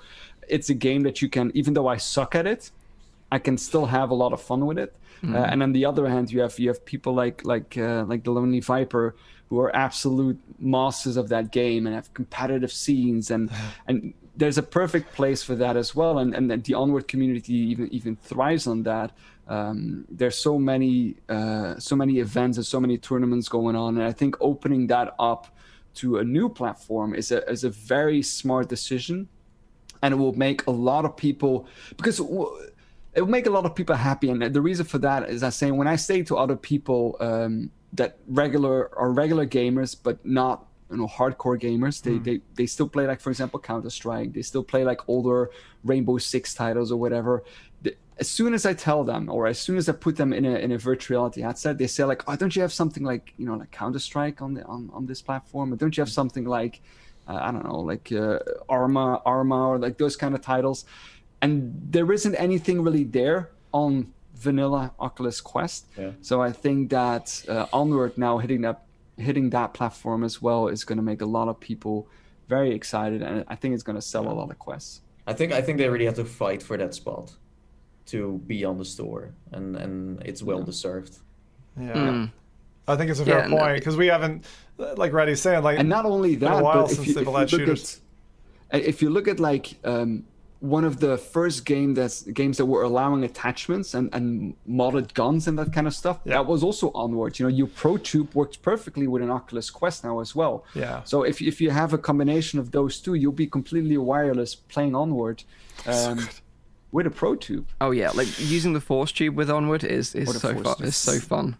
So good. The one thing I was going to say about this, actually, when it launched and seeing the showcase, it's feedback actually for the developer, and I know he's not alone anymore, but Dante, because I've met him in person, and he's such an animated guy, and I thought, when I saw him, I was like, that's like Dead Eyes Dante. He's never been this like cold. He was like reading off a script, and I just want to say, like, Dante and the team, if you're going to do it again, like, I don't know, take multiple takes or do it a little bit more live or something, because it didn't give me the kind of fervor that I get from talking to the guy live about his game. I mean, many of you won't know this, but like Dante was pretty young. I think he was like 16 or something when he started building like Onward, and then I think he dropped out of high school or university for building this thing, and I think it was the right move, but my God, like, he was one of the pioneers. Cool, very fun, very cool guy, very down to earth, really down to earth, exactly. And that's why it kind of, this happens though. People get put in front of a camera and they're like, I got to get my words right, and so they read a script. And I just felt, look, I'm really excited for Onward on Quest. I think all the FPSs as they're landing is going to be fantastic. Onward was great. It was the first game where I laid down with a machine gun, and goddamn, that was good. I wonder if this will be like the resurgence of Onward, in the sort of esports space. Esports space, exactly. Yeah, because it was lacking last year at Oculus Connect, but the year before that they had this amazing Onward tournament that was sort of shown live with all the players on their own pedestals and with lighting and huge screens and live casters. It was very exciting, and it was amazing to watch. Even someone that isn't into esports, I couldn't help but just be fascinated by the whole thing. And I really hope it kicks off that again. There's a big player base and they're excited about it. Again, watching anyone go I think there's a lot of room for that, because also if you see like what ProTube is doing with this kind of thing, like the combination of those kind of games with modular attachments, and it kind of becomes like this, like like Formula One, like where they have like you need to have like the best kind of equipment, you need to have the best kind of like team around you. I think there's like a part of the VR esports that can go into that direction. I think that's really awesome. Yeah. I'd love to know what the original OG, Onward players on PC feel about this Quest version, or whether the Quest version will just, inspire a whole new group of people to make their own teams. I really don't know whether there'll be cross-pollination. I think for a competitive player, you still want to have the edge of like having a Valve Index, that high frame rate, the bigger field of view. But what I think is what the Oculus Quest will be able to do is bring a lot of more players to the virtual reality platform, playing Onward, and then say like, so if I get a Valve Index, I get an even better experience, or I'll be able to see those little dots in the distance properly before they shoot me. I think it will motivate the hardcore players from that, who haven't invested in virtual reality yet, who want to play those kind of games, to get something like. I think that will definitely kick off if there will be another shooter coming to the Oculus Quest platform, because Onward is more the serious version, of shooters. If we also then have a more arcadey one like Contractors or Pavlov, I think then it's complete, because then you have to. It's a bit something like, for everyone. Well, yeah. This is what I was going to say to people who don't know these titles, haven't played them yet, and are FPS nuts. Like Counter-Strike is Pavlov, and Insurgency is Onward. So, like, if you're looking for a hardcore sim, Arma. I mean, Arma's mil sim. It goes even further. So I wouldn't call it Arma just yet. Maybe America's Army. I want to see Arma. I want to see Arma in VR. Trust me, that is on my holiday list of please bring me Arma. But vehicles and giant maps and all that, we just don't have that yet. We don't have that tech in VR yet. Good suggestions though. Good suggestions. Yeah, Onward on Quest. Not sure when that's happening yet. We don't have any sort of release date yet, do we? No, I don't know that. It could be that they set the release date, but I must have missed that. Fair enough, no worries. Yeah. What about you then, Zim? What are your little two picks from the showcase? Well, one of them was originally going to be the Walking Dead thing, because I thought that was quite controversial, and I decided on that same theme to go with another controversial one, which is Blast On. By Resolution Games, because so this game, for those who, again, the name doesn't really lead on, like what is Blast On? It's essentially a 1v1 battler where you're two people standing on pads and using special weapons and shields to take each other down. This looks, it might look very familiar to some of you, because E. McNeil brought out a game called Iron Lights just a couple of months ago. And some of even the mechanics, the headgear, look so surprisingly similar. I'm not claiming that Resolution, who are a well pedigreed firm and have made many great VR games, copied the idea. But that's what I was thinking when I saw the trailer. I thought, Jesus, this is just Iron Lights but for space, and it got me thinking. The other thing that might have happened in the background, I suppose this probably didn't happen, but my brain likes to be a little bit silly, was maybe E. McNeil reached out and said, hey, my sales aren't so great. Would you mind, buying this framework, and you guys can touch it up and release it as your own game later this year? That's also possible. I would love to know what happened behind the scenes, because these games look so similar in such a short period of time. Even some of the physics and the movement of the characters, huge universal coincidence, I suppose. Well, I can actually bust that myth for you, because I went to Resolution Games last year to I think it was mainly because of the Acron game and also the cooking one, but they showed me this, and they told me that they accidentally stumbled upon this after testing different mechanics, and they thought it would be fun to physically move around. So again, they could still have looked at it, but back then the other game that you mentioned wasn't around, wasn't publicly. So no, I don't think so, but it was more of a sidestep that they.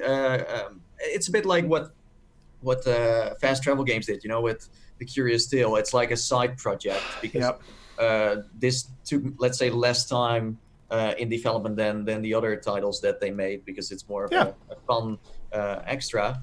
They prototype it. But I wanted to ask you guys a question here. This is where I wanted to take a poll, and why I wanted to bring this in was, do you see that at some stage 1v1 VR games are going to go viral? I feel like there's a real limiter here. It's bring a friend and play, or if you're alone, it's got to have some great, I don't know, matchmaking or something. It just feels like the second that other player decides to go away, you're again looking for a player. So it doesn't seem to lend itself to like sticking around. But even in the pancake world, how many 1v1 games are there that are like super duper popular? Street Fighter. True.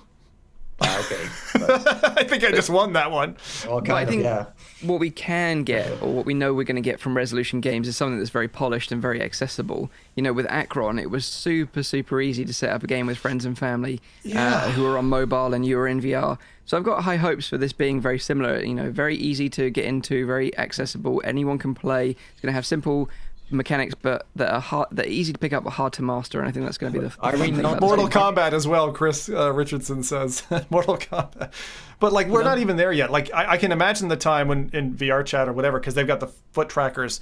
You know, is there a Mortal Kombat in VR chat that you know of? Well, the only thing that came close was me holding a pulsating heart with the Dexmo gloves and feeling the heartbeat in my hands, and I felt like it was that scene out of Kano's finishing move where he ripped someone's heart out of their chest, and I can imagine that's what it would be like. 1v1, and that was actually quite popular in virtual reality. What was it? Once. Magic casting game. It's another one that I don't know. I find like most spellcasting games, and there was another one on Upload that was shown that was a spellcasting game, and it's like, I just don't know. I've never found that fun. Not once. Gaming science teacher says Striking Vipers, not to miss out. Yeah, that's in VR. It's very good. See, if VR chat's going to have it, it's going to be Striking Vipers, let's be honest. Yeah. So that was it, Blast Out. I mean, I don't know does that excite any of you guys? Are you like, hey, I got to play that? I like the look of it. Yeah. I played something similar on OC5, I think, and I think you did as well, Sim. I played it against Viper, where you also had like different kind of. Do you remember it? Yeah, but you were traversing. I never. The guy, I'm not sure he released it on Steam or whatever. I lost the name of it, but it was awesome. It was like this game where you were hopping on platforms. It was like old school Ricochet from Valve, if you remember Ricochet, and it was 1 versus 1, and you had, I think, a shield and different weapons, and you were trying to, but it was super competitive. Like, it was really good. I'm surprised that hasn't landed, because you guys were having a great time beating each other up. Yeah, I was waiting for one of you to punch the other one. Sadly, that didn't happen, though. Wow, that video's got to drop. We got to drop that video at some point. That was amazing. Nice. Good suggestion. Yeah. Any more? Yeah, one more. I'm really excited for this because you guys know I like my games tough, and this game is tough as nails. So, In Death is coming to the Quest, and again, as games are porting over the Quest, this is In Death Unchained that was shown again during the summer special that Upload have done. In Death is essentially an archery game, and for anyone who's dealt with archery games on a wire, you know why going to Quest just makes sense, because you got that full freedom and you don't feel like you're restrained and pulled out of the engagement. But the best thing about this is, again, for fans of things like Dread Halls and that, there's a fair amount of procedural horror to In Death. Like, it's a difficult game. There's some pretty naughty looking bad guys, and this is a proper proper roguelike game. So when you die, that's it, you're dead. You can unlock some achievements. It's not roguelike. It doesn't make the game any easier, but you do get to learn. And I've progressed through, I think, 3 or 4 different levels. I've played it for maybe like 2 hours without dying, and I really find it a very fun title. So it's coming to Quest. I can't wait. I'd love to play this for hours. One question about In Death, because I played it when it first came out, and I felt that the procedural element lacked enough variety to make it interesting in between deaths. Have they added more to the game to make it more interesting? So the procedurality, if that's a word, varies more. I feel it branches more as you progress. So if you're playing it for half an hour, you're going to see the same cathedral and elements as you go through.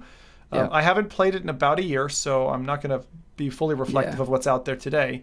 But if you play it on Rift or Vive or something, or at the moment on Steam, I think you'll be getting the kind of same feeling of this. Because it's got a subtext name, it's not just the same game being ported. It seems like they're going to cut some things out and maybe make some changes.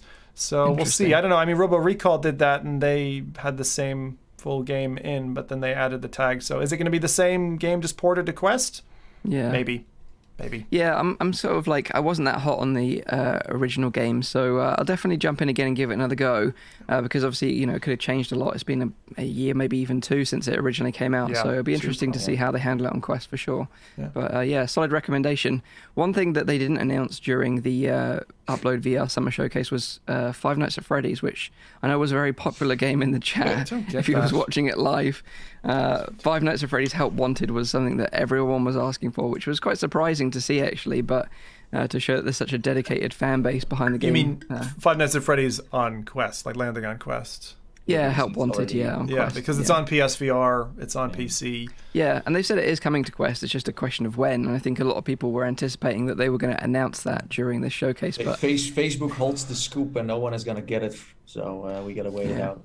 Again, this is like one of those things where you see an odd, like, hive mind response to a single title. It's just very odd. I saw lots of people downvoting as a result of that as well, and I just don't get it. FNAF is good, but it's not great. Well, for the developer, it's awesome because Steel Studios has always been kind of like an underdog in a way, not like super famous. But now with them, working on this. Like if you look at their Twitter account, for example, they have so many followers. It's and everything they tweet, they get like, it's a bit like that Beat Saber effect of, whoa, a VR game can have so many retweets and likes and comments and stuff. And yeah, so for them it's like everyone loves them because they are bringing their beloved title to VR.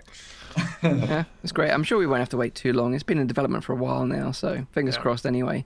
But the two games that stood out for me during the showcase were Solaris and the Vertigo remaster. So Solaris is made by the same team at First Contact Entertainment that made Firewall Zero Hour, which was really solid shooter on PSVR. Yep. Solaris is going to be a 4v4 futuristic sci-fi arena shooter where you kind of step into the role of an athlon, which is like a kind of an elite VR athlete. So you're in VR, so it's kind of a bit Inception in that way. But the game will feature sort of like really fast-paced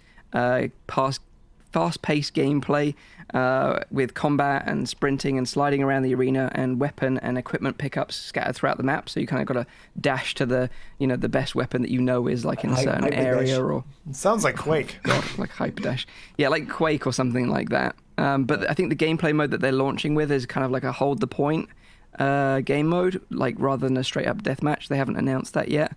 So it looks like it's just going to be this control point game mode where players have got to rush to this control point or multiple control points around the map and pick up weapons along the way. Because I think everyone starts off with a loadout with a pistol, and then you just rush to the weapons that are going to be dotted around, unless they move them around procedurally. Who knows? I'm very interested in this game, but the trailer just didn't really grip me that much. I don't know why, but maybe I know what you mean. It didn't really show us exactly what to expect from the game. I don't think it wasn't enough. I would have liked to see a gameplay trailer land after this kind of teaser that was like a minute of gameplay or 2 minutes of gameplay, like straight through, uncut. Just show me what I'm doing. Like what they do, like a voiceover explaining the mode. From like the like highlights from the mode, just so you get an idea of like what one round looks like. Like what Star Wars Squadron did so freaking well. They explained their game modes so well, like with that lovely voiceover and stuff. I thought that was a great model. But they could have got Papa Frank to do it. He would have done it. He would have told everyone what it's all about. I would have taken his voice in that. I like his voice for that. But I was pretty disappointed in that one, actually. Like I'm a huge fan of Firewall, huge fan, and this is stepping it a little bit more into the arcadey spectrum, where I was hoping that we get a kind of like a space version of Firewall, and this is looking a lot like a lot of other VR games that are spacey, with guns, with combat, multiplayer. So I'm looking for the point of differentiation here, and I'm saying Now, again, another dev team that has proven they know what a good game model is, how to keep it going, how to keep it fresh. I just want to see more to whet my appetite. Maybe this is just an extra thing they have been working on. They must be working on something next to this. That's how I felt after watching this. It's like this must not be their main project. This is fun, Quest, right? I mean, this is the Quest build of their project, which is going to land on PC as well, I understand. Yeah, so the Quest version and Oculus Rift version are launching on the 27th of August, and then it'll be coming later to PSVR. Okay. It's just that it's a very, PlayStation-focused company for a part. So I feel like there is some more going on next to Solaris, something that is way more next level. Could also be just a pancake game they're working on. Who knows? I also wonder, guys, I mean, is maybe it's an expectation setting thing, but when you're dropping a visually impressive version of your game, like what Phantom does, right? You've got the desktop version, you got the Quest version. Why are you showing the Quest version? Okay, maybe it's going to sell more units and all that, but I kind of feel like as long as it's clear that you're showing the desktop version, show it off, because and then when just you're in the end, Quest, also come into Quest. when you're in the, you're selling. This is marketing. Don't show us the low-fi version. Show us the hi-fi version, and then explain. And if you have to even clip to show what it looks like, fine, do that. But I think I don't get this. I don't get why devs are doing that. Maybe marketers know better than me, but I think show the flashier one. I think you're right. I think I do think it's an interesting title, but I do think it's going to be interesting if Hyperdash launches on the official store around a similar time, because having played Hyperdash a lot again recently, I really love that game. Like, it's so fast paced, it's so much fun. Like, grinding along those rails is brilliant. You've got these after lobbies where you can celebrate with your friends. The matchmaking is really good. But we're talking about First Contact versus a very small indie developer, and First Contact is very good at marketing in general. Maybe not with this trailer, but they have a lot of leverage and a lot of experience to keep people coming back. Because then it will be a war between who brings new content, who advertises outside of the game. Yeah. But you got to remember that Hyperdash already have an established community because of the SideQuest community. But money makes the world go round, Mike. Well, it'll be interesting. Like I said, it'll be interesting to see what happens between the two, especially if Hyperdash releases at the same time or similar time, because I know that they are got green light for official Oculus Store. It's just a question of when. I think it's a really interesting point. And also, I want to see if they bring the kind of the repeated DLC approach to Quest and PC platform. Be very interesting, because if they're doing that, how are they going to nestle potentially paid content into a game like this? I mean, I play games like Quake Champions and stuff like that, where you've got that, and you've got, unfortunately, loot boxes and stuff like that. But I just wonder, is it going to be received with welcome arms? The PlayStation community is kind of accustomed to that stuff, whereas I feel like it's a little bit more of a toxic response on PC. I think people have this kind of expectation of more free.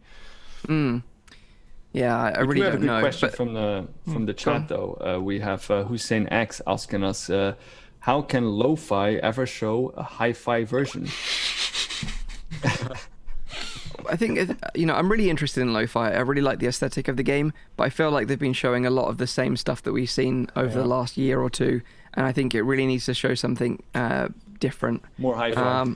Yeah, so but that's again like marketing thing. Like if Blair is the only one steering the ship, then I haven't seen the interview with Tested yet, so I know they did an interview with Norm from Tested this week, so maybe they show some more gameplay there. I'm gonna check it out. But it's like I feel like of course that's true. Like every dev studio needs like a marketing guy who tells them like, listen, you work on the game, have fun, but I make sure this game sells, okay, on the store and people buy it. So the only thing about lo-fi, similar to Technolust, Blair's previous game, is that one of the things I didn't like about the demo, and actually Technolust originally, was that it seemed to leverage a lot on male audience. Here's a pretty lady in a chair who looks really cyberpunk.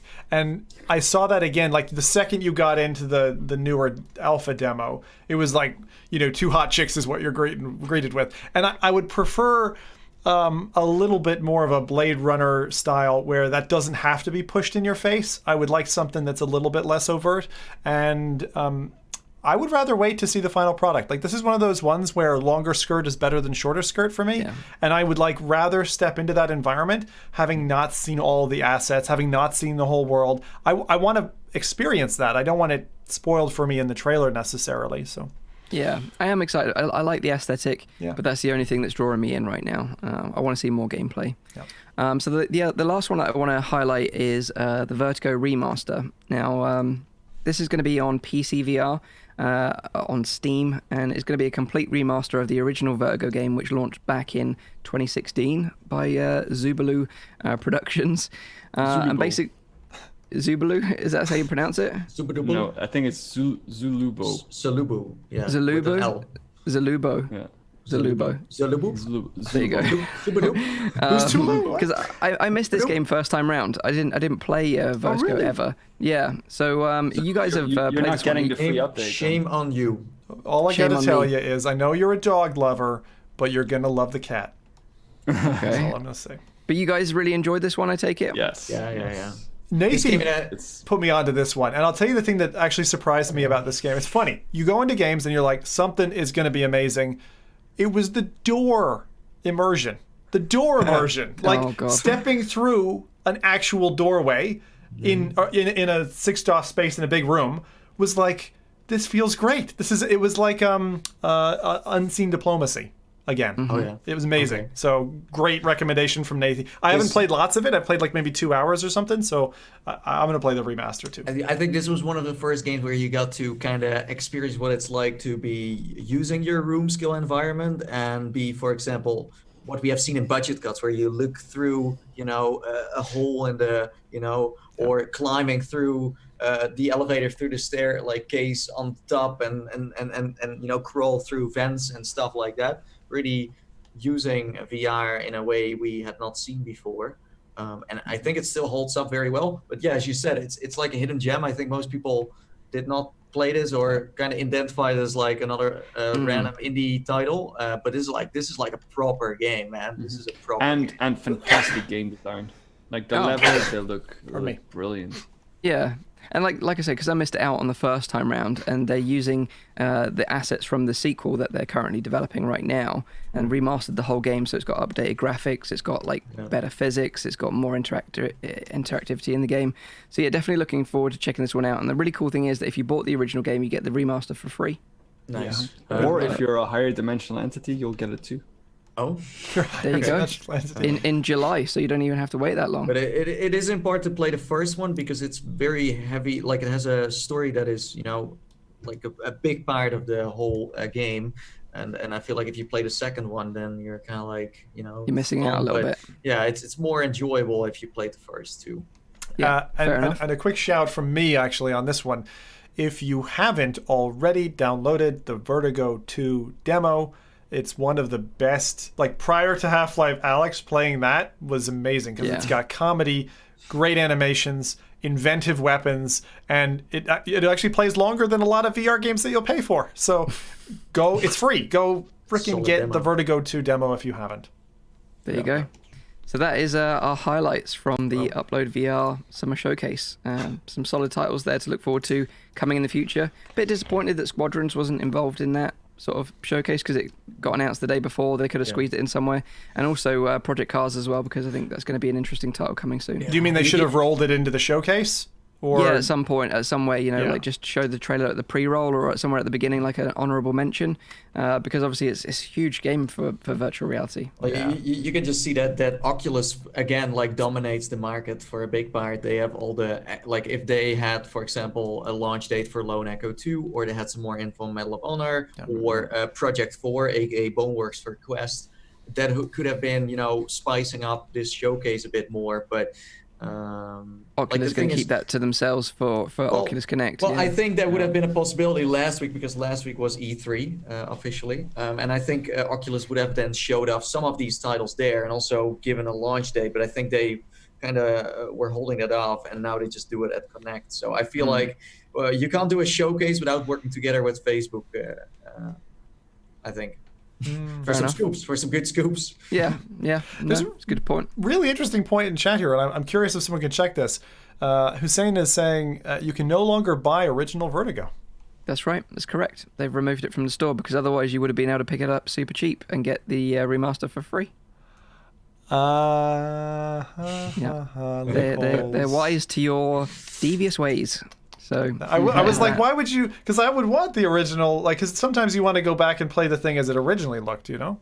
They might have an original mode or somewhere embedded in the game, maybe the original version of it. They better. By the way, talking about another E3 classic that has never come out is Blunt Force. That one had also a demo available, and I think Mike is the one who played it.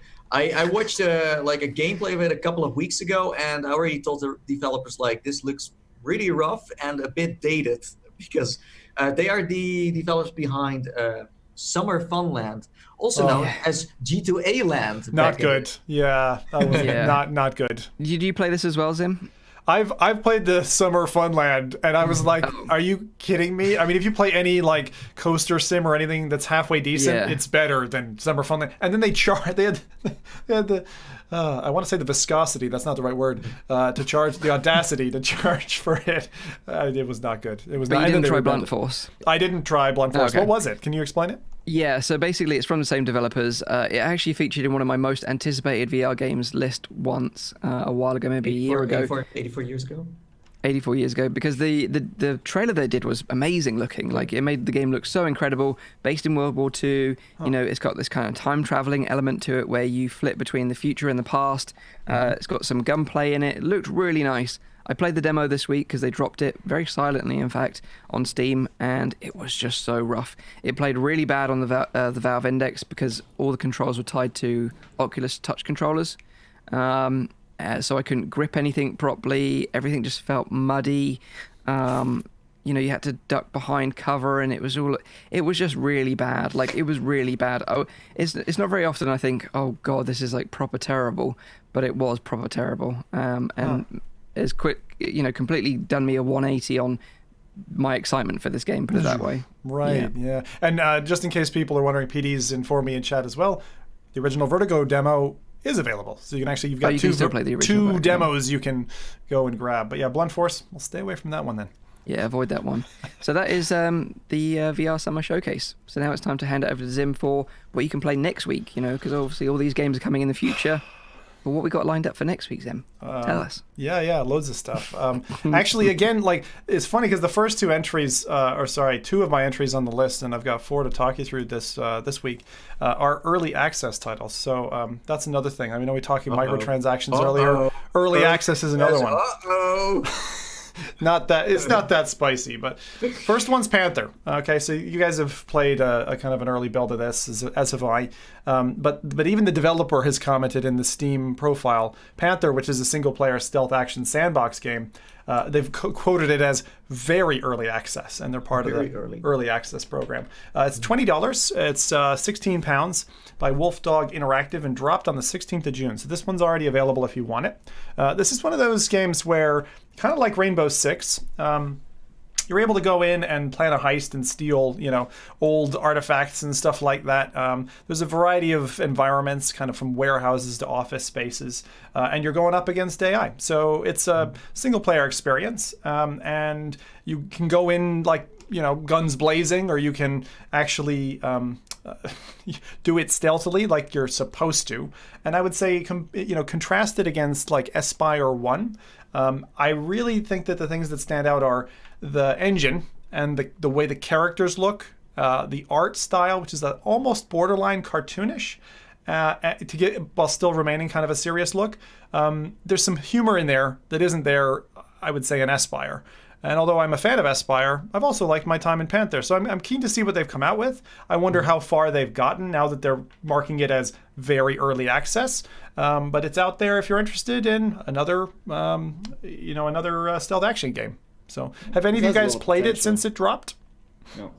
I played the original demo, and I covered it on the channel, and I thought it was pretty fun. But next week, I think there's another stealth action game that I think people are going to be more interested in. Nice.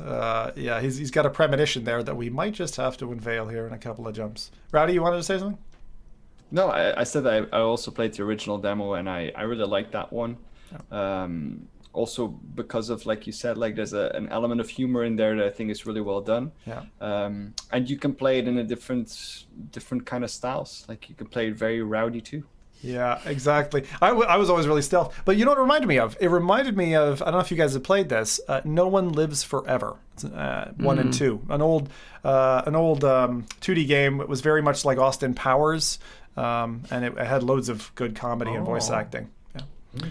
So I think that the aesthetic and the humor is something that they should, as they're developing the title out, bank on, because it's their unique selling point. The next one, this one I'm doing for, it should be Deja Vu for Captain Nathy, and I wonder if he knows about this title. So this is Britannic, Patroness of the Mediterranean. Yes. You know about this? Yeah, I know about this, yeah. Yeah, okay. Because it's probably from the same studio who he went on a famous tour on in that 1 million+ video of the Titanic. So for those of you who don't know, the HMS Britannic was the third ship in the Olympic-class trio, like her older sister, the Titanic, and equally was cheated of a promising career. The ship has never been properly recreated before, so no one's seen her in this state since she sailed in the Mediterranean. It's a virtual museum-like experience where the user can explore the ship at their own pace, discover details about the story, architecture, and contributions before poor ship got hit by a mine and sank. So you actually get to go through that sinking process, which for anyone who's ever played like a Microsoft Flight Sim game and tried to crash and it like stops your plane just before hitting the ground, that's always very frustrating. Bit of blue balls there. So for this one, I'm really glad that they allow you to do the proper museum tour and then go under. And you can actually get on one of the lifeboats and escape. There's about a 2 or 3 minute kind of trailer online that you can see. I didn't run the whole thing because it's super long. But it's quite an exciting thing for me. So, Nathan, you are clearly captain of the Titanic from before. Are you excited for something like this one, or have you done enough?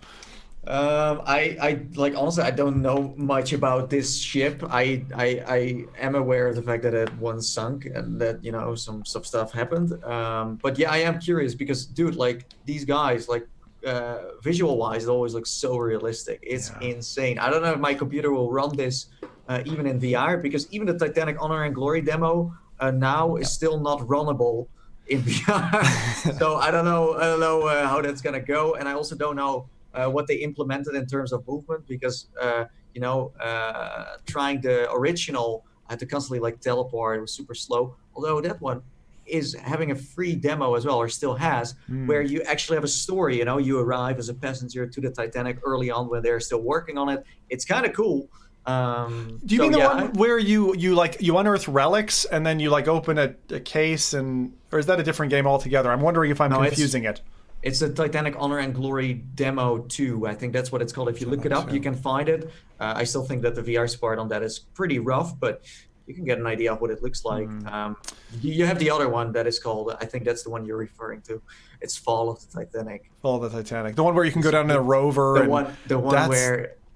Yeah, the one that was just so bad but so funny when I look back at it now. Yeah, it's definitely kind of rough around the edges, but I like it. Rough around it is an understatement. Rough around the edges. So this one dropped on the 19th of June. That's Britannic, Patroness of the Mediterranean. Do not ask me what a patroness is. I don't fucking know. And it's $15 or about £12. Okay. There you go. That's that one. Right. Next, okay, so this one, we're really hopping categories this week. Sometimes we get stuck with like 4 different shooters, but very different categories. Rinlo is the next one that I want to show you guys. So Rinlo's an action-packed VR adventure where you explore a steampunk dystopia through world exploration, puzzle solving, and combat. And because of that, to me, it looks like a bit like a Swiss Army knife VR game. You're kind of doing puzzle stuff, you're doing combat, you're doing exploration. Not many games do that. So this is coming, again, this is the other early access title, but there is a free demo available for the next 2 days. So if you're catching this is the 20th, catch the free demo if you want to check out Rinlo.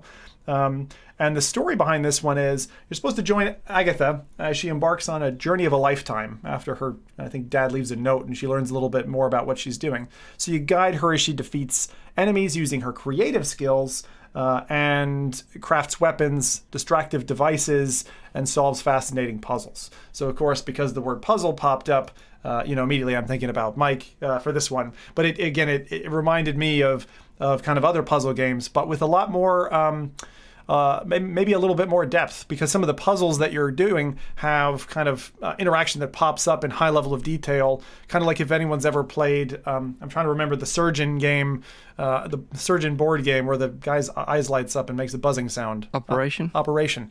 A bit like that. That's what it reminded me in terms of the visuals. So you know how we call that in Dutch? How do you call it? Dr. Bibber. Dr. Bibby. Well, funny enough, like I means like shaking in Dutch. Doctor, right? Nathan? I'm correct, right? Yeah. But like the funny part is, I played this game and I was thinking about Dr. Bibber while I was doing this one puzzle. Dr. Bibber. So Bibby. I thought it was Bibby. Like Bibber means like shaking. Blobby. Doctor shakes a lot. Yeah. But like I hate to say it because I love third-person VR games, but this was really rough. Was it? Oh, you played the demo? No. I played the game. I got the game itself. He's played the game. The voice acting was, let's say, okay. I thought the story was kind of interesting, but it was, as you said, it's early access, so I mean that's definitely what it reflects. But just imagine like you have this little character that you control with your hands, and you can see an overview of where it's walking around. But then at a certain point, the view switches, and then you're like, oh, but there's the character.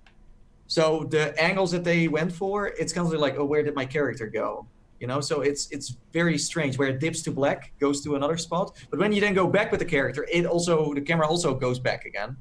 And then when you do a puzzle, it's not like it's, let's say the little character that you see running around. For example, you find a puzzle that is hidden inside a clock or something.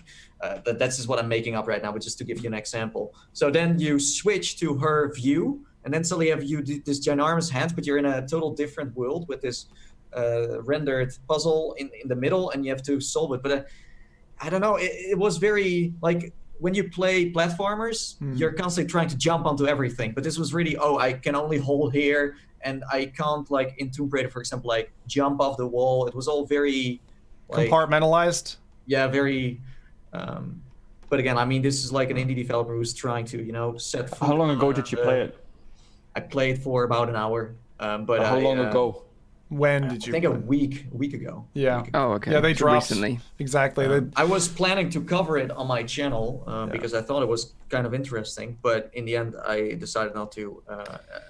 That's fair enough. Yeah, and it's worth noting that a lot of these demos are available on Steam right now during this summer event. These Correct. free demos. So Pancake Games as well. So if there's the games you want to go and check them out, go and do it now before they get pulled from the store. I don't know if they are pulling them or not. Before I move on, then if anyone has because I know I have one. Anyone have any recommendations for the demo? One each, if you've got one. Only Pancake ones. That's fine. Go ahead. Oh, Rift Breakers. What is that? What do you do in it? It's top-down, isometric. You play a girl in a huge mech suit, which looks badass. You build a base on an alien planet, gather resources, kind of a mix between like Command and Conquer and something real-time, like a Diablo or something like that, but with a sci-fi theme. Diablo, really cool. Mech Warrior. Like you lost me in the category, but it sounds badass. What was the name again? Rift Breakers. Riff or Rift? Rift. It Breakers. sounds very Rift familiar. Breakers. Yeah, Rift Breakers. That's been around for a while. Okay, well, I'm going to give one. I'm going to say Carrion, because Carrion, if you've ever wanted to be a badass alien and kill people, then Carrion is an evil demo. Carrion. It's awesome. Carrion. C-A-R, like carrion feeder. Yeah. Okay. Nathan, Ratty, got anything to spot, or shall I move on? No, not really. No. I played one demo that is called Genesis Noir, and it's all about the audio experience where you use your mouse to interact with. You start in a galaxy with this man in a suit that dances with his jazz, with his what is it called? Saxophone. Saxophone, exactly. Yeah. And then it's very artistic, where it's about the busy life, but then enjoying music, and then getting to meet other people who also like to make music, and then. It's very, I can totally recommend it. It sounds so trippy when I say this, but seriously, look up Genesis Noir, I looked at it as like, okay, let's just try this. It was super chill, really nice. I think Zim would totally like it. Yeah, I immediately, I'm going to take you up on that. So thank you very much, guys. That was really cool. I'll just spot a couple of other things before we close out. So next one, don't be a hater. This one is, and I'm saying that's a because David Hayter was on the podcast showing off his voice for Phantom Covert Ops. So Phantom Covert Ops, you're stuck in a kayak, which might sound limiting, but it really isn't. And I love the visuals on this one. There's some really cinematic experiences. You are an elite and deadly covert operative, didn't you know? And so with a single night to prevent an all-out war, you are dispatched into a remote, hostile wetland in your tactical kayak. And you have to engage your targets lethally or infiltrate unnoticed. So again, a bit like Panther, what we were talking about before, you can decide to go a bit heavy or like Rowdy would, or you can take it as you like. You can go ahead and paddle your way through some brush and past some guards. This game has a couple cool features.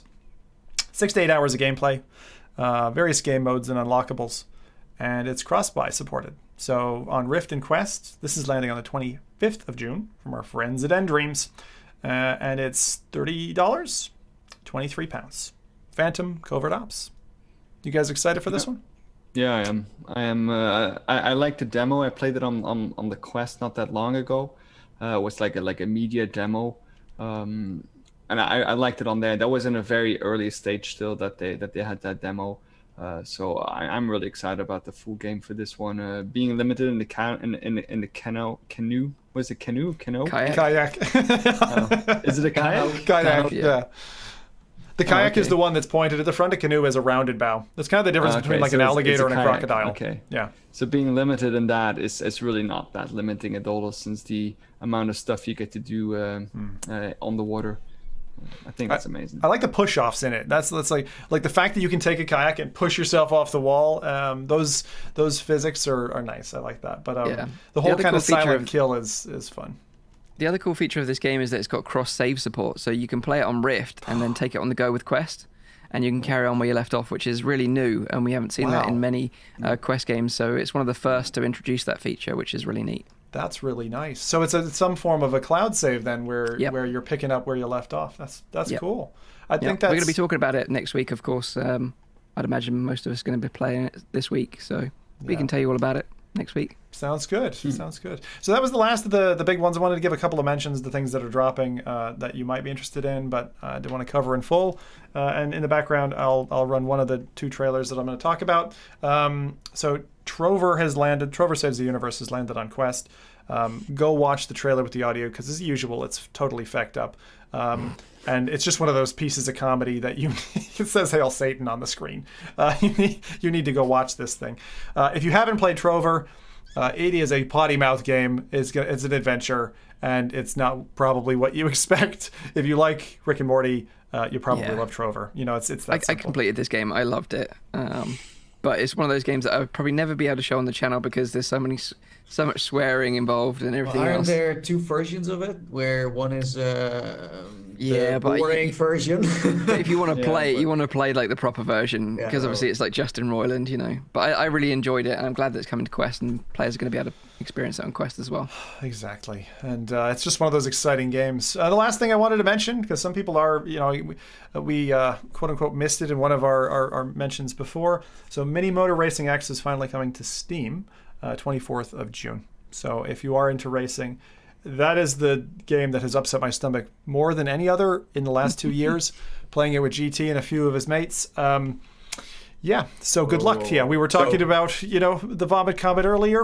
If you really want to get yourself ready for X-Wings, maybe Mini Motor Racing is the one for you. But that is a Quest part coming to Steam, right? Because I think it's been built from the ground up for like mobile, and then now it's coming to PC. It looks pretty sharp. It looks PC level visuals from what I could see. It did not look like an upscaled Quest port. So although it's being ported, it looks good. Looks good. So nice. That's the releases for this week. So go pick those up. Just to recap: Panther VR, Britannic Patroness of the Mediterranean, Rinlo, Phantom Covert Ops. There you go. Oh, wow. If we did not have Star Wars Squadrons, I don't know what would have happened this week. Well, that was the big one. That was, of course, the big news there. Like, I'm super hyped for that. But yeah, Phantom is going to be a good one to check out next week as well. So I'm also very excited about that. But we're going to be talking about Phantom on next week's show, what we think about the game. And we're also going to be talking about Catwalk VR. They're announcing their new treadmill, which has also got a Kickstarter campaign that launches tomorrow. Nathan had hands-on experience with that in China. So I didn't walk with my hands on this thing. Feet-on experience? Feet on. I did with my hands. Okay. So we're going to be talking about that on next week's show, so make sure you stay tuned for that. I'm just going to go over the show times again, just as a reminder. It's a weekly VR, AR, and MR talk show live streamed every Saturday on YouTube and on Twitch. You can also catch the show live in VR using big screen TV, which is totally awesome. The show goes live at 7 p.m. in Europe, 6 p.m. in the UK, and 12 midday in Central US. Also, check out the audio version, which Rowdy does a lot of hard work to make sound beautiful for your ears, and that's available on iTunes, SoundCloud, and Spotify. And make sure you hit the like button right now and subscribe to the channel for all our future shows. Because when every time at the end of the show I see the like count going up, it's almost like only the end is fun and like. But I want to see more likes, at the start and the middle, I want to see more likes. So we need to do this at the beginning, is that what you're saying? Like, everyone needs to hit the like button, otherwise the show doesn't go on. No, we're like, hey, 20 likes or, 50 likes, we're not going live. I want to do a particular social experiment here. Upvote if you like Nathan's mustache, downvote if you don't. Peace. Oh, God. Get like negative numbers now. Brilliant. Well, we hope you've enjoyed the show, and of course we'll be back next week. So until then, have a safe week. Yeah. Have a great week in VR. Enjoy Phantom, and we'll see you next week on the show. So until then, bye bye for now. Peace. See you later. Take care. Bye. Bye.